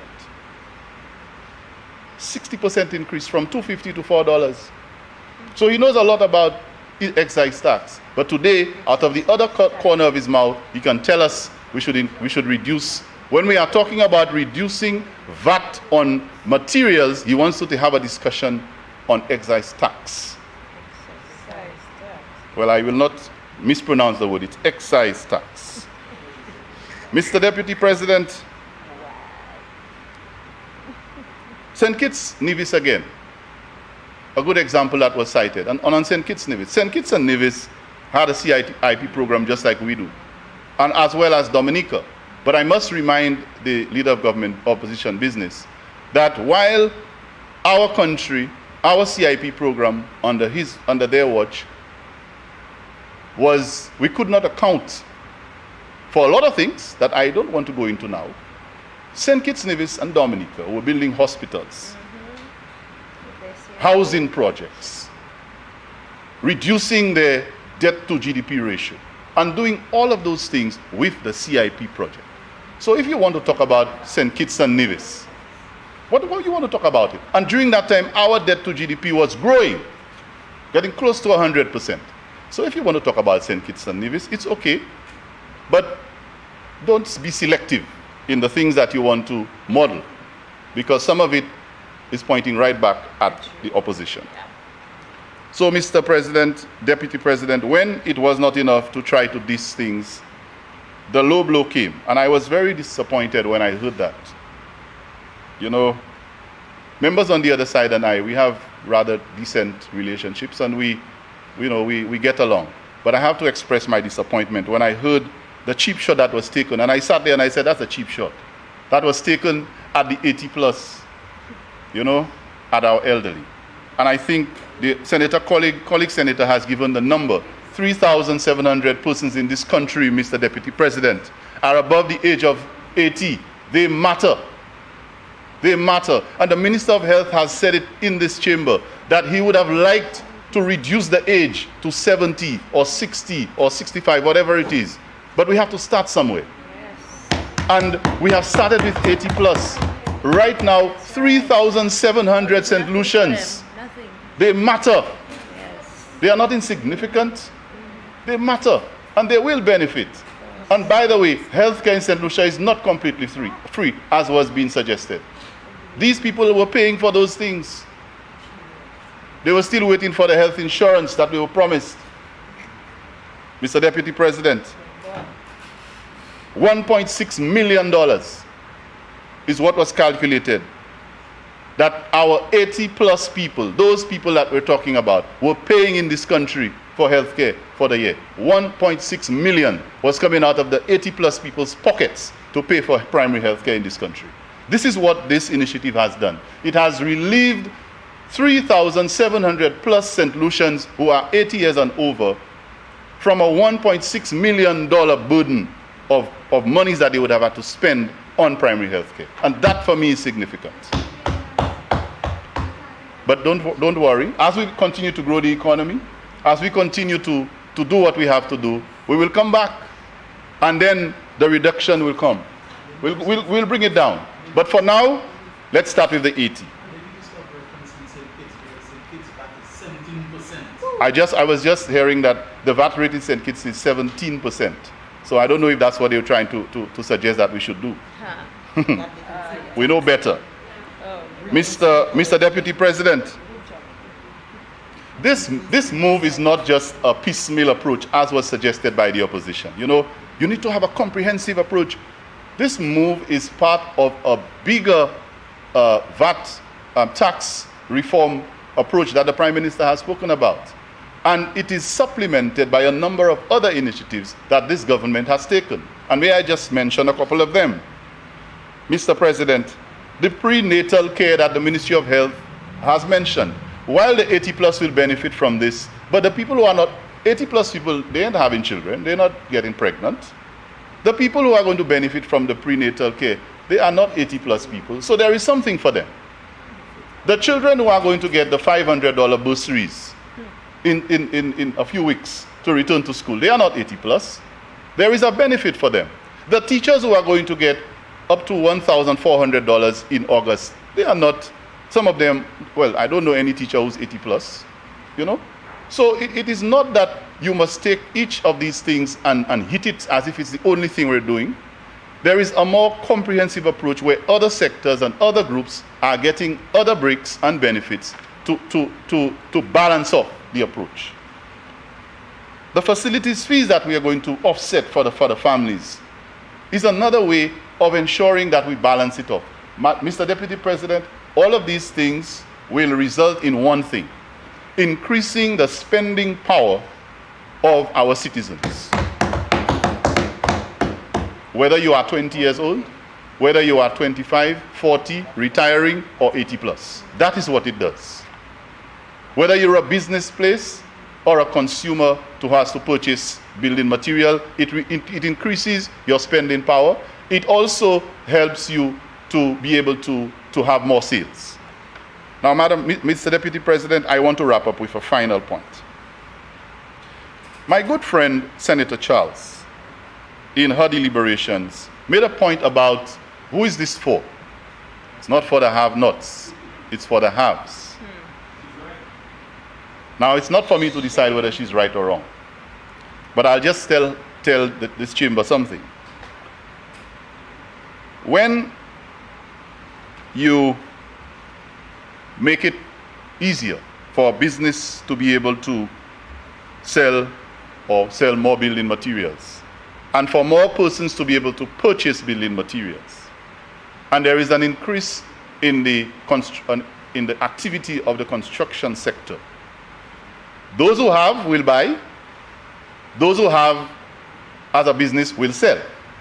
The have-nots, they will then be able to have a job. They will be able to work. They will be able to find employment, and then they will be part of the haves. They will start having to. So if she asks the question, what about those who don't have and who cannot buy, you must have money, that's a kind of I think it was the closest to a logical argument that came from this side this morning. That if you have no money, you cannot buy building materials. True. But if you have no money, that means you're probably not working. And somebody else who would not have renovated their house or built a hotel or gone to purchase plywood or galvanized to do something can now do it. Your opportunity comes for you to be able to get a job to work there. And when you work, you will have. So I want to try to reassure my colleague that the have-nots will have a chance for them to start having from this particular initiative. So, in conclusion, Mr. Deputy President, I must tell this chamber that this is just one of the many initiatives that the government of the St. Lucia Labour Party has taken to help bring increased economic activity, to grow this economy, to help bring relief to the people of this country at all sectors, and to continue to do a comprehensive restructuring and reviewing of our current taxing policies. And we will come back to this chamber again. We'll return with more of these initiatives that we will have to discuss. I suspect we have one coming later, that we will have to discuss along the lines of taxation, along the lines of economic relief, along the lines of empowering people and increasing their spending power. And so I look forward to that debate. I always welcome, the exchanges, even when I sometimes wonder if there's a platform, political platform, or a chamber. But we have different styles, and I respect that. But I thank members for their contribution, and I look forward to the next bill that will come to this chamber, Mr. Deputy President. I thank you. Senators, the question is that Parliament, by affirmative resolution, approves the draft value-added tax amendment of Schedules 1 and 3 order, which amends Schedule 1 and Schedule 3 of the Act to include A, in the case of Schedule 1 as zero-rated goods, 1, for a period of 2 years, commencing from the 2nd day of August 2023 and ending on the 1st day of August 2025, a supply of goods under the following custom tariff headings. A, 44.07 to 44.12 lumber, all articles inclusive, and their related subheadings. B, 25.23 cement, specified articles and related subheadings. C, 72.00 to 72.09 galvanized, 73.00 to 73.08, 73.12 to 73.18, 76.00 to 76.10, 76.16 and related subheadings. D, 73.06 to 73.14, steel, all articles, 72.14 and related subheadings, and 72.08 and related subheadings. E, 44.11 to 44.18, plywood all articles, 44.20 to 44.21. F, 96.19, sanitary towels, pads, and tampons, napkins, and similar articles of any materials. 2, for a period of 2 years commencing from 2nd day of August 2023 and ending on the 1st day of August 2025, a supply of components of photovoltaic systems intended solely for harnessing solar power under the following custom tariff headings. A, 8502.39, complete system. B, 8541.40, solar panels. C, 8504.40, charge controllers and inverters. D, 8536.70, MC4 connectors. E, 7610.9090, solar panel mounts. F, 8536.50, cable isolator switches. G, 8537.10, combiner boxes. H, 8544.6010, direct cable DC, alternative current AC cables. I, 8507.80, 8507.60, deep cycle batteries. H, 8536.90, battery clamps. K, 9032.8900, control devices, other DC AC components. L, 8537.1000, combiners. M, 8536.900, junction boxes. N, 8536.5000, isolators. O, 8536.3000, protective devices, communication devices. D, 8471.9000, data loggers. Q, 9032.8900, control components. R, 8517.6900, communication cabling Ethernet switches. 3, for a period of 2 years commencing from the 2nd day of August 2023 and ending on the 1st day of August 2025, a supply of the installation services for photovoltaic systems. B, in the case of Schedule B, as exempt import. 1, for a period of 2 years commencing from the 2nd day of August 2023 and ending on the 1st day of August 2025, the purchase or lease of an aircraft for local or regional travel.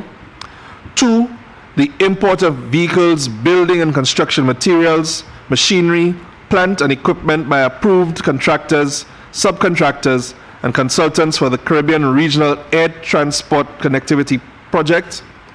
3, vehicles, building and construction materials, machinery, plant and equipment by approved contractors, subcontractors, and consultants for the St. Jude Hospital Reconstruction Project, including medical equipment and supplies. I now put the question. As many as of that opinion say aye. Aye. As many as of a contrary opinion say no. I think the ayes have it.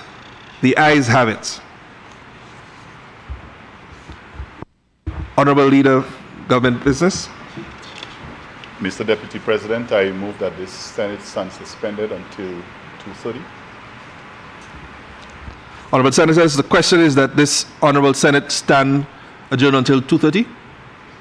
Suspended, sorry, not adjourned, sorry, suspended until 2:30. As many of that opinion say aye. Aye. As many of a contrary opinion say no. The ayes, I think the ayes have it. The ayes have it.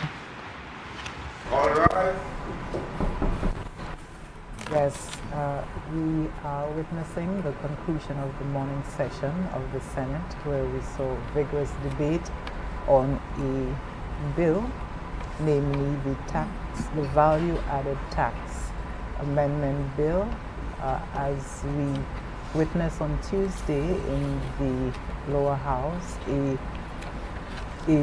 debate also on the value-added tax bill, and it has reached the Senate for discussion. There was an animated debate from both sides of the House on the bill, but it is worth noting that the bill was passed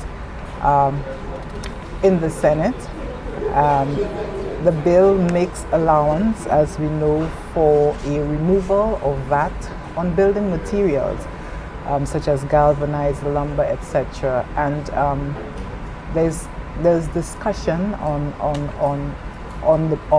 this aspect of the bill, but it is worth noting that the bill allows for so much more, including the removal of VAT on sanitary towels, feminine products, baby and adult diapers, also on materials, what is called the photovoltaic systems, which is incentivizing citizens to transition, if you will, to more cleaner forms of energy. Also, it makes allowances for a period of 2 years for equipment or the purchase or lease of aircraft or seacraft for local and regional travel. It does take into consideration as well the importation of vehicles for building and construction materials for Caribbean regional air transport. Also, the third aspect of this bill, it allows for exemption as well for 2 years on vehicles, building and construction materials for St. Jude's Hospital, as well as medical equipment. Oui, merci un peu, Virgil.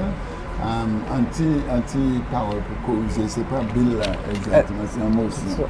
C'est une motion, il y a discuté, ça, exactement ça veut dire, mais c'est bill là qui est venu tout à l'heure, il y a discuté ces bill là, mais pour ça il y a discuté aujourd'hui, c'est motion pour tirer VAT, ça vous connaissez ça, VAT, c'est 12%